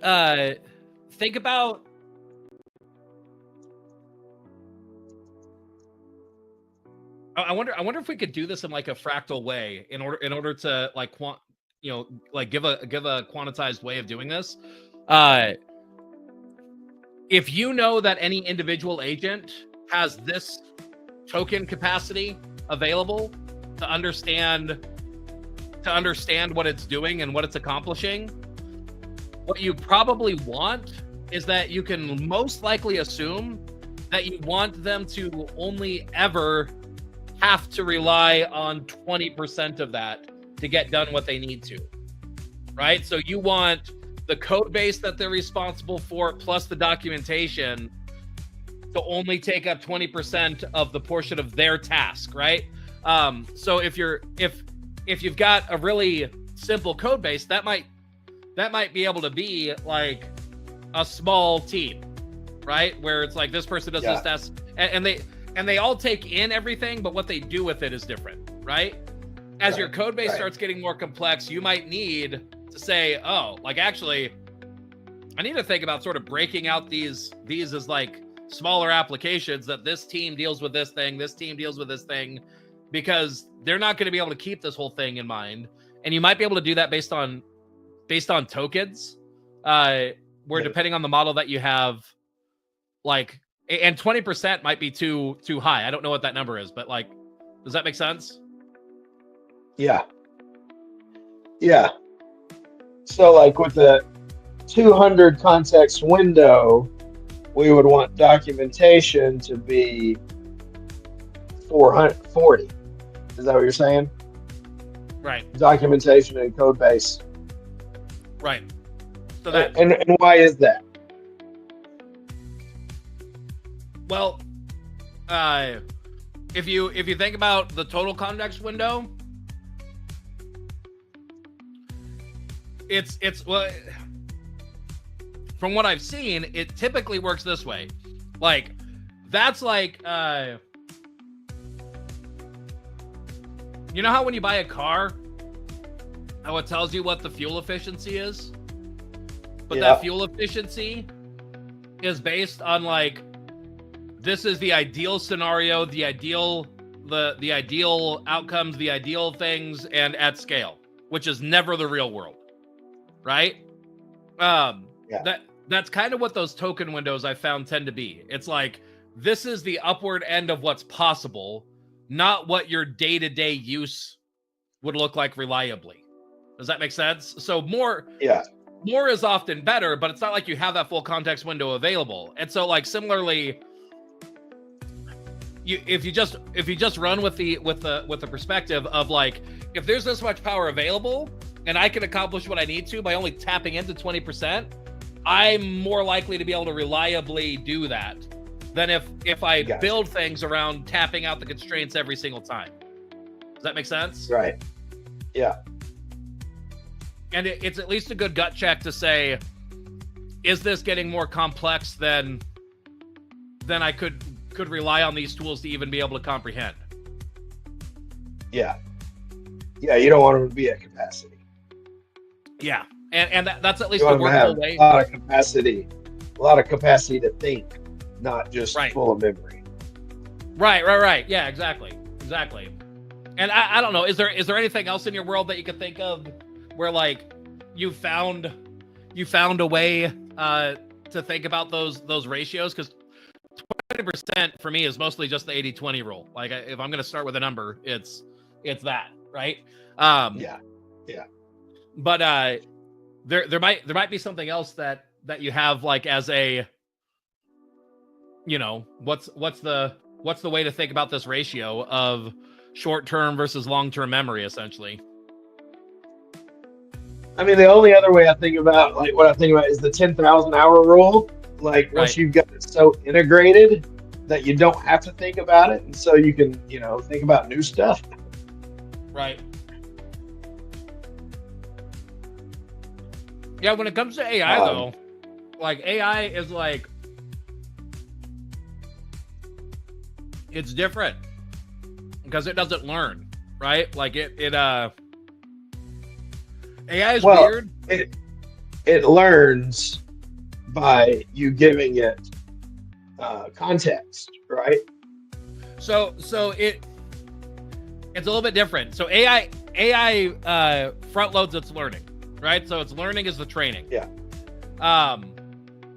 And then what it's able to do is it's able to take on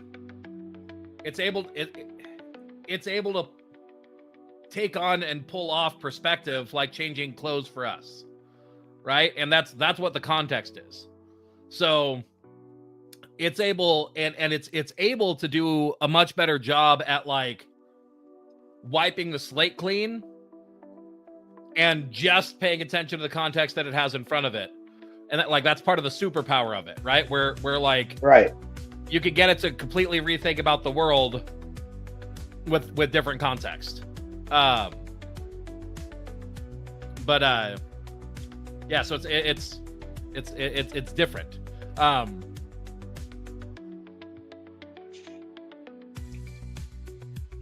Yeah. Anyway, but yeah, I think that concept I think could be useful.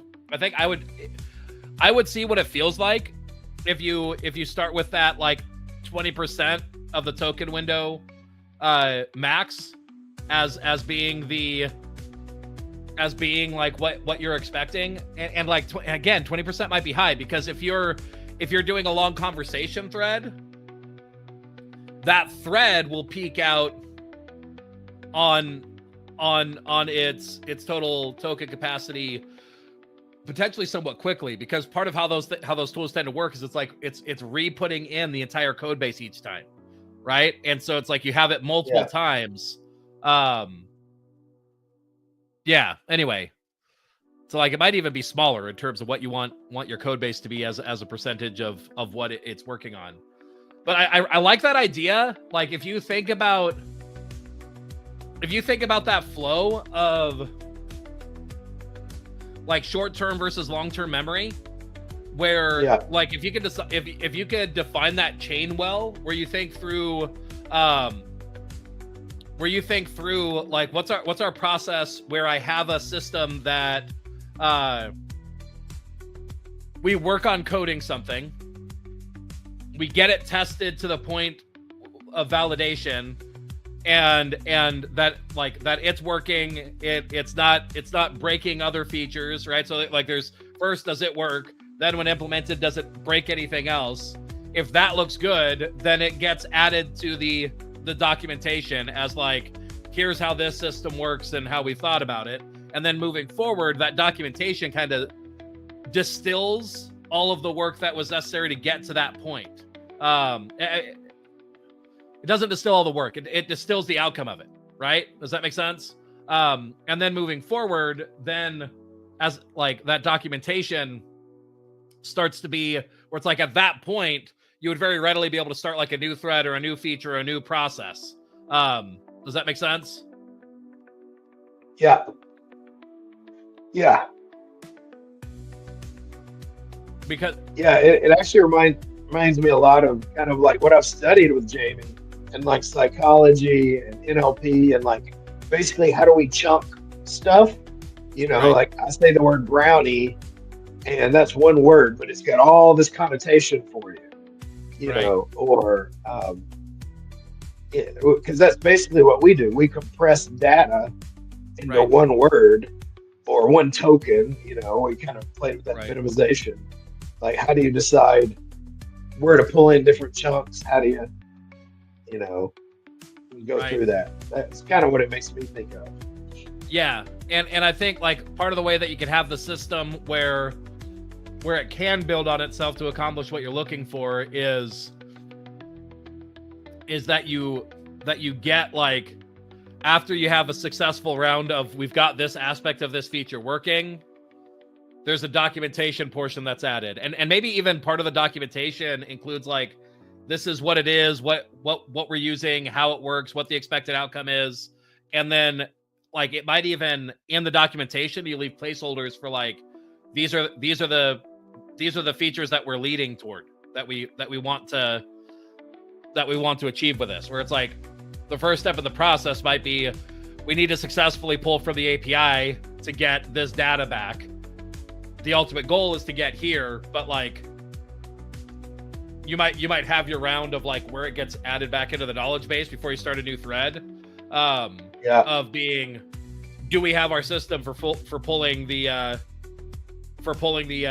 API information? Like, do we know where we're storing the keys? Do we know like I you get what I'm saying? Where it's like that, like that's the first chain of the process, and you don't necessarily want to think through all that, but you want it to be like you sort of know, did we get this part captured, and then you know that the system knows to like go in and improve the documentation after each successful iteration of that, right? Like maybe part of it is in a conversation with you, it knows to check in and say, hey, did we get the outcome that we were looking for? And this is the outcome that we were looking for. And then you're like, yes. That yes is okay, great. Now it gets documented. This is what the process now looks you like. add that to the documentation. Yeah. That makes sense. And it's like, if no, then it knows that you're going to keep iterating until you get to the outcome that you're looking for. And then you start building the documentation like piece by piece. And you might even like, one of the things that I found useful is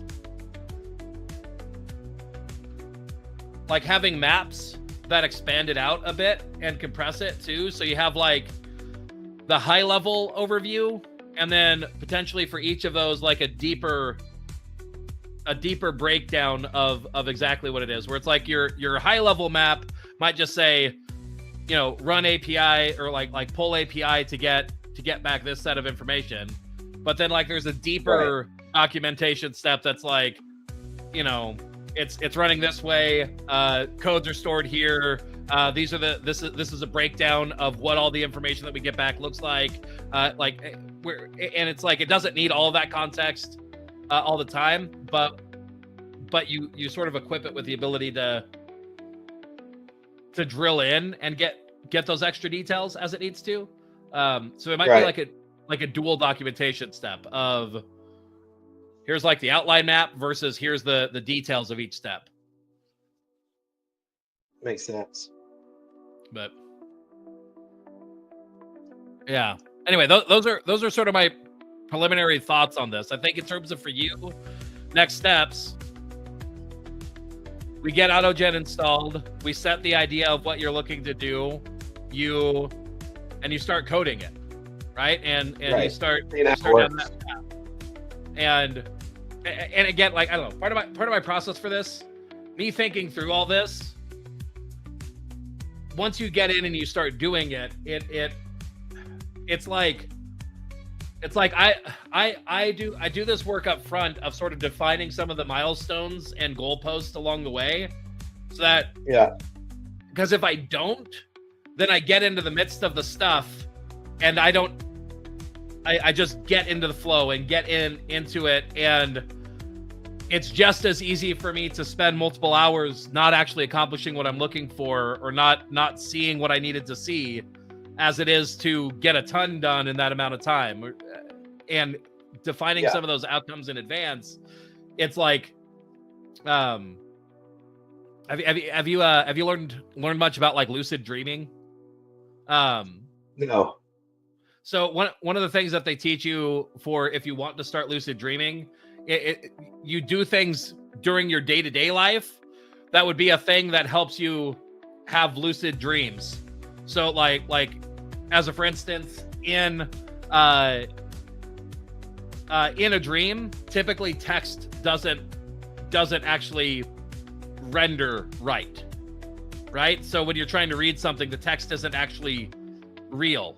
It's not real text. It's garbled. It doesn't make sense. And so one of the things that you could do to trigger yourself to become conscious during a dream is you mentally, in your day-to-day life, when you see text, you say, I see text. Can I read it? Yes, I could read it, and I could read it clearly. I'm not dreaming. Gotcha. Right? And so then when you're in a dream state, you've programmed yourself that when you see text, you try to read it, and then you then might become conscious of, I'm in a dream. This text is shifting and changing in front of my eyes. This is a dream, right? Anyway, Yeah. this process, and there's other things that are like that too, but this process is kind of that for me, where it's like, I'll get into the flow of work. If I haven't defined some of these milestones, then I don't know if I'm actually achieving what I want to. I'll just be in the dream. I'll be in that state of doing something and not be able to see, am I accomplishing what I'm looking for? I don't know. Does that make sense? That makes a lot of sense. Yeah. Yeah. You know, and I mean, I think this is, again, a really good example. Like, I would never do this on my own. And, you know, there's part of it that's even painful for me. And this is how, I mean, you explained it well. We don't get in the middle of it. We're lost and just going around in circles. Right. Which is something that can happen to me a lot. Right. Or it's just bogged down because people that are working on it, they got questions. And I was like, I don't know. I haven't thought that far. I've got to jump through. So the fact that you kind of drag me to the end is how it actually gets completed well once. Right. And like, I don't like it. It's not enjoyable, but the results are. And it's not that painful compared to walking around in circles like the Israelites for 40 years in the desert. I mean, that's a really good example of what you solve. You know, like, how many times are people just walking around in circles when, you know, they could go from A to C really well if they just spend a little time up front figuring out what it was, versus just you get in the middle and now you're lost. Right. And so, yeah, so for you, for the next time, this to me is the clarity that I have, at least, where I think we can meaningfully move forward on this project for you. So first off, the defined outcome, that one of the things that we want to pay attention to is we want to see how long did it used to take me to accomplish something. And the way that we make those numbers, comparing apples to apples, is we say we got to have some idea of what the complexity was compared to the time that it took, right? So yeah, and these could be rough numbers. It doesn't need to be like an exact thing, but that's the trajectory of what we're paying attention to, right? So time to accomplish compared to complexity, and we use that to equalize the numbers to get a comparable rate.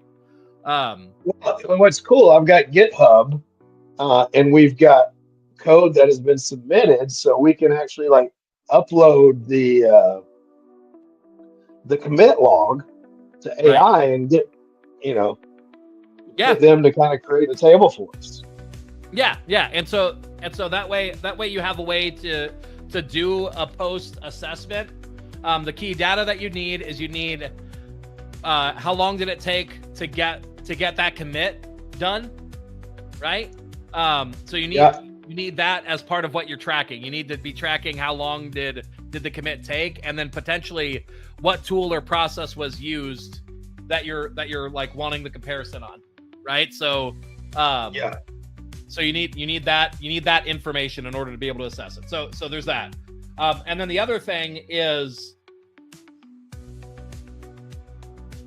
going into this process, part of what I was hopefully trying to share is, as you start working with agents, some of the things to look for to know how to fine-tune your system, right? So preemptively thinking through, like, I don't want to just keep running into the wall of token limits. So how can I be smart about knowing when I might be running into that wall? And being able to have a way to say, is this the problem that I'm running into, rather than the tool or something else, right? So there's that. There's also the preemptive, like, okay, if we're going to be building out agents, here's some of the way that I think about building out agents that might be a helpful way for you preemptively going into it. So that instead of making the first mistake of saying, I'm going to do one agent that's going to do all these things, that you sort of preemptively understand, I might need multiple agents that are doing subsets of this. So when you start mentally building your solutions, you're preemptively saying, well, what is the task that this one needs to do? Or what are the 2 to 3 tasks, rather than thinking that the solution is, I'm going to build the perfect agent that does 100 tasks. Probably not going to Right. do that well, right? The agentic system, like that overall team of agents working together, that could accomplish the 100 tasks, right? Right. Yeah. And so, like, if you're how you think about building out these systems is more like you know how our body is actually like a number of separate systems running together, right? Like there's our cells that literally have mini factories in them with mitochondria and stuff like that, like just making the cell itself work. And then even our digestive system, like we have a bunch of bacteria that influence like how we digest things and what we crave and stuff like that, right? And all of that, right?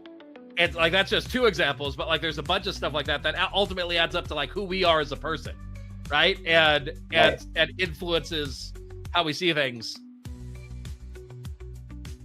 That ends up being part of the ecosystem for building out an agentic system. Is that understanding of saying like, oh right, like I potentially need an agent that works at like a mitochondrial level. Does that make sense? And not always, but like at least getting your brain more in that vein, I think sets you up for success of what's realistic to achieve. I bet we can even ask AI to help us think through that. Right. Yeah. But I love that idea. I think that's the reason I was kind of asking you about. Had you seen that documentary about Cindy Margulis and symbiosis? Super boring, but that's what I think. That's what I'm thinking about. Yeah, I think you nailed it. But yeah, I'd say. So next steps for you on the AutoGen stuff would be, getting it installed and set up is going to be the first part. If you haven't already done that, that's my next step. Defining what your first test project is, and in the sense of like what is the outcome that you're wanting, what is the feature or what is the program that you're wanting to create, right? Ideally, it's something. I don't know. There really isn't an ideal for that, honestly. But like to me, if you could wave a magic wand and have it be the perfect outcome, you'd be building something that actually moves you forward in your business, right? So you're building something that you actually need, a feature that really is needed in your business. I love to do that sort of thing, where it's like if I do this work and accomplish it, I move forward more than just the knowledge. But yeah, and I mean, it'd probably be the first thing would be like. It would be, can it probably be something like the dashboard, that using like connecting with our NoCoDB, you having the dashboard kind of connect with that, because that's kind of the next thing that doesn't take a whole lot of work. Right. That makes sense. So yeah, and then like a dashboard you ultimately need to define through what needs to be on the dashboard, what's your vision for that, how do those things connect up? You know that you want to be able to pull information from the database and render it on the dashboard. You need to have a vision for that. Yeah, none of this needs to be defined in advance. Those are going to be those steps for that. So that makes sense. And so you'll know you'll know that project is completed when you have a shippable dashboard, right? Right. Yeah. What for you? Are there any other constraints that are required in that dashboard? Like what are the tools? What are the code base? The code base isn't the right word for this. Like what system is it integrating in with? You build off of Laravel and whatnot. What other? Yeah, it's gonna be Laravel, PHP. Eventually, and so I've actually got all written out. Okay. With with AI. But yeah, Laravel PHP is going to go on my Linux server. Um,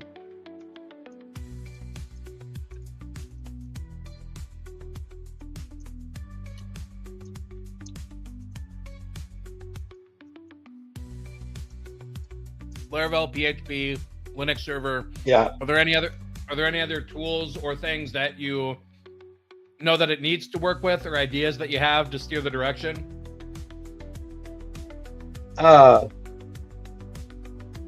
I think that's mainly it. I've got a design, so I don't want it to have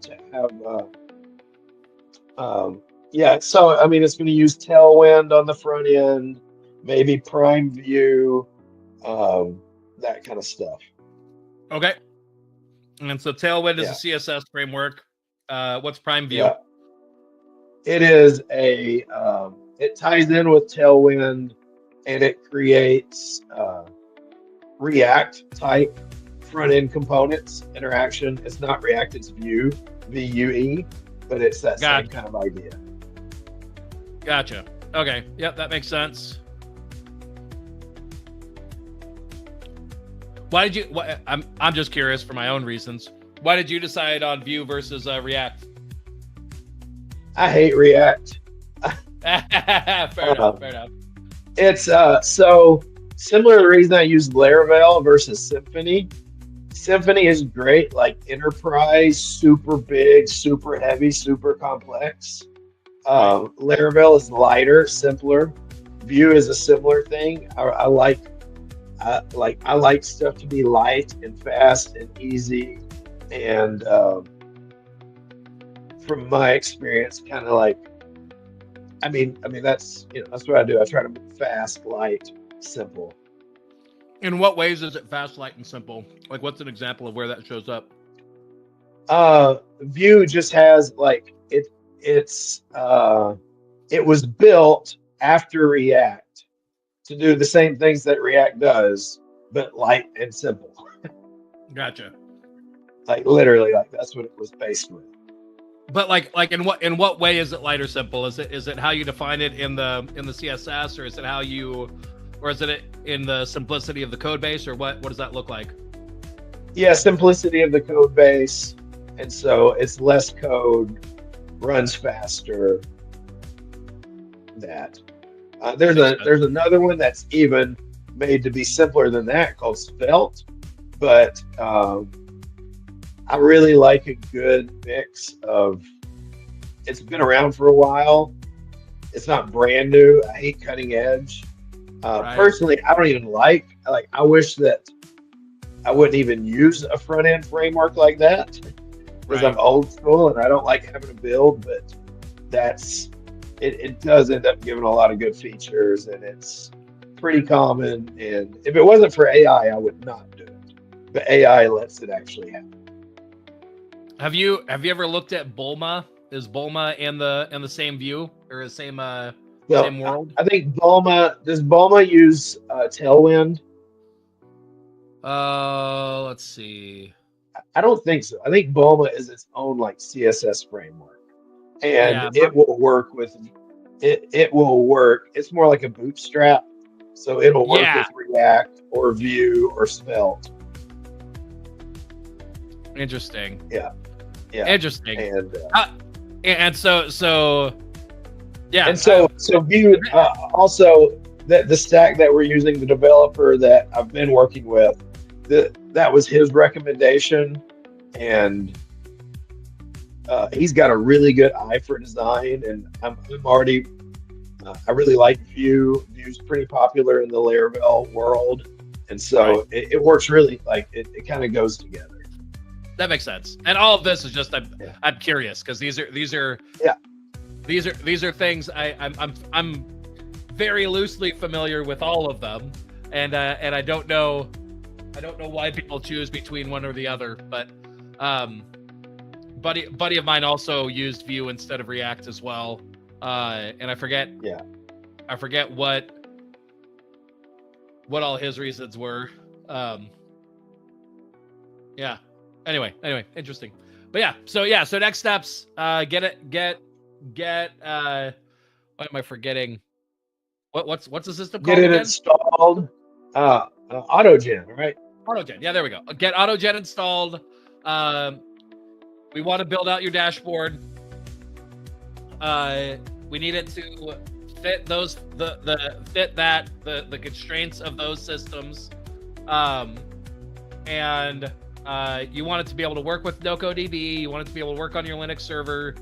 You want it to use Vue, Prime Vue specifically. You want to PHP and Laravel and Prime Vue, and Vue and Prime Vue are kind of our stack there, right? Yeah. And you already have the design, so your goal is to make that design a reality using those systems. Right. And you'll know it's ready when you can ship and have that dashboard to be able to show clients. And are we there in terms of the data that you need is already in in DocoDB? So like you already have the data, we just need to display it. Right. Exactly. Okay, perfect. I was just double checking to make sure that's one of the other potential hurdles. If like we know that we want to end up there, but we don't have the data to base it off of, then we also need, well, what are we doing to get the data? Okay, cool. I think that feels like a really clear, tangible test project that we could deploy on this that I understand. That makes sense. That sounds like the next step there. I like it. And then our working assessment model right now is going to be based off of the commits in GitHub. How can you track the time that something took? And where do you want to where makes sense to track it? Does it make sense to include it in the commit? So I think going forward, I guess, like I'm not thinking of it hours as mainly more like days. Like, I mean, with a regular developer, we're looking at days or weeks before features are done. So, Right. I mean, if we get a feature done in, similar thing, like a couple days, then we know it's working. That makes sense. That makes sense. It might make sense that because you'll have the days by default just from the commits, right? Because you can see the number of days that it took for that. It might still make sense if you can to track the hours, because the hours will ultimately add up to the days. Does that make sense? Right. Yeah. And it's both. It's it makes me think of the how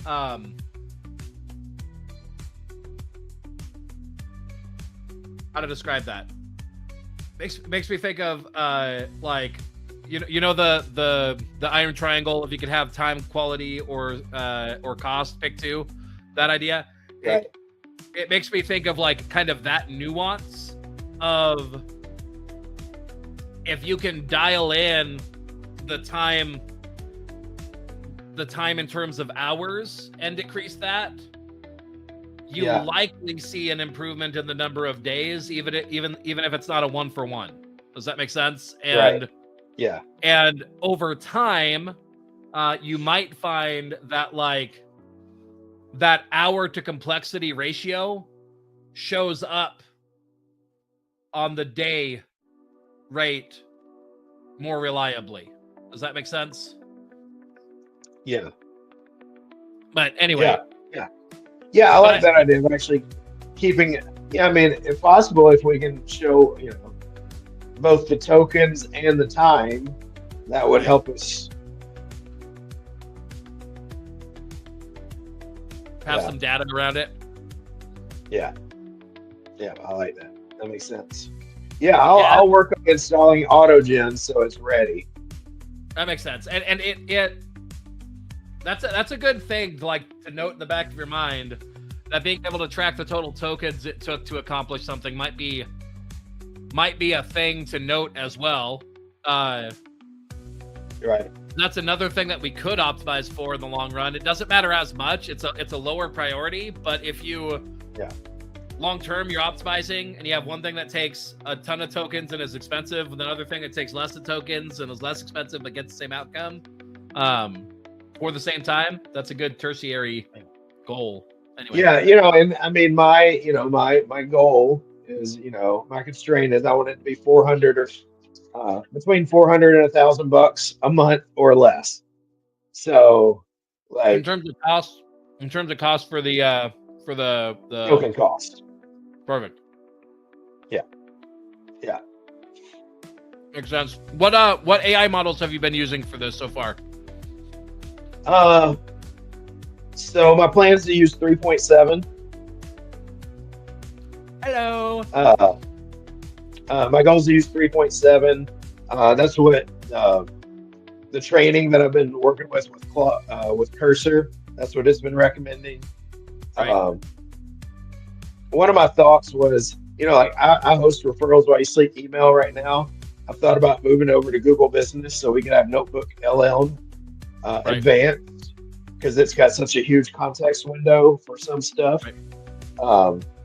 And I've used Grok for like, hey, please don't do that. I've used Grok to like help analyze the code base and idea because of its huge context windows. Right. But the plan is to use 3.7 right now. Okay. Yeah, perfect. Might see, does the API have the thinking mode on the 3.7 right now? I think it does. Yeah. Okay. That helps. If you wanted to, do you have a open router set up? I don't.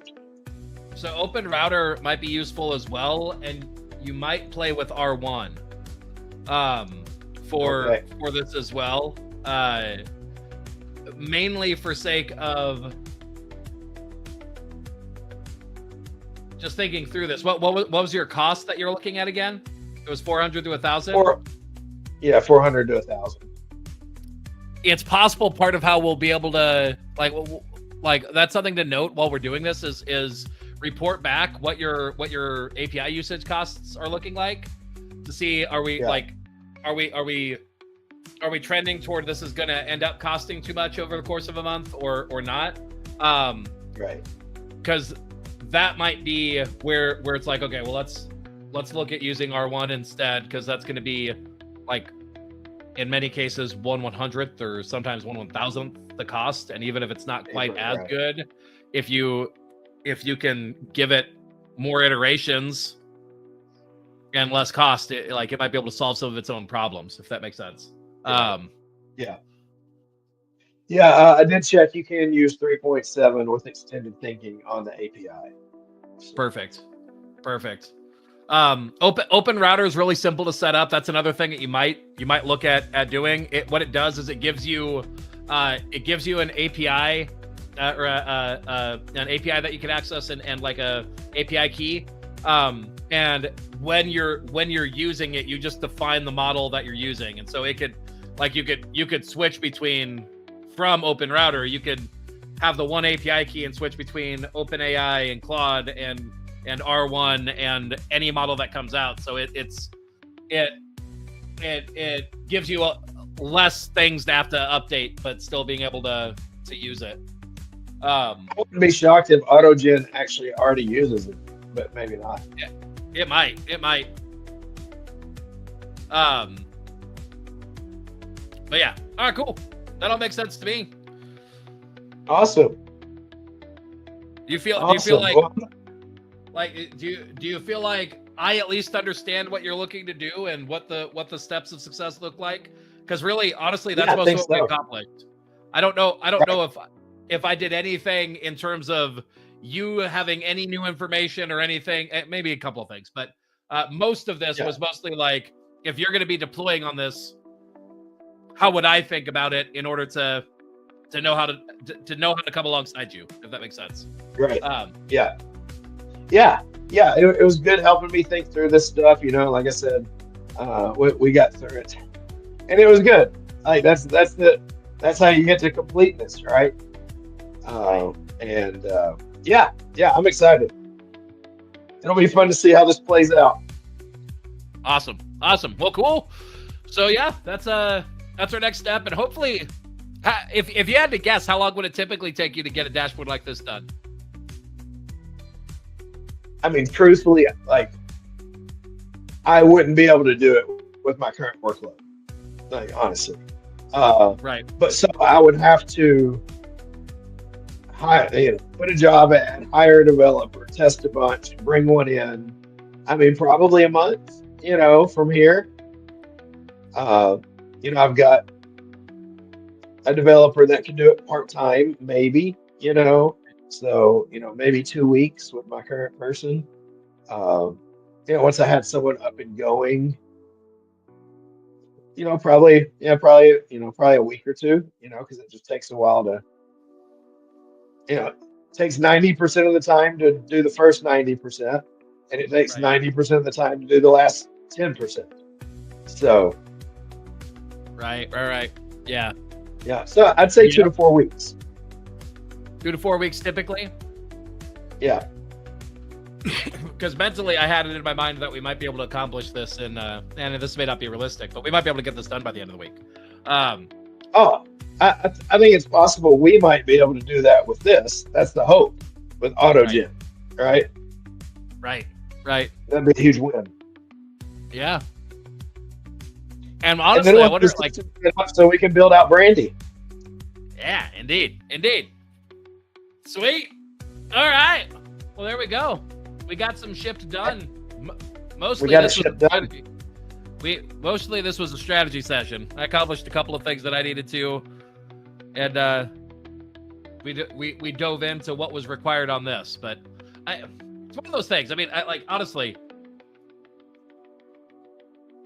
thank you for continually saying it was painful, but I needed it.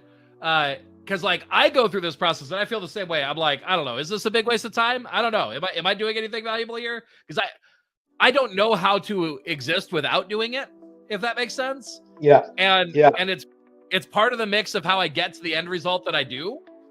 But it's not something that I look at and I'm confident in of I don't know, here's exactly where and how this is helping you. Part of it's all I know is that I don't know how to think about your problem until we talk through it like this. Right. And anyway, so yeah, that's part of it for me. But I like it. All right. Well, I'm gonna go get something to eat. Yeah, enjoy. All right. Well, there we go. We got some ship done. Adios.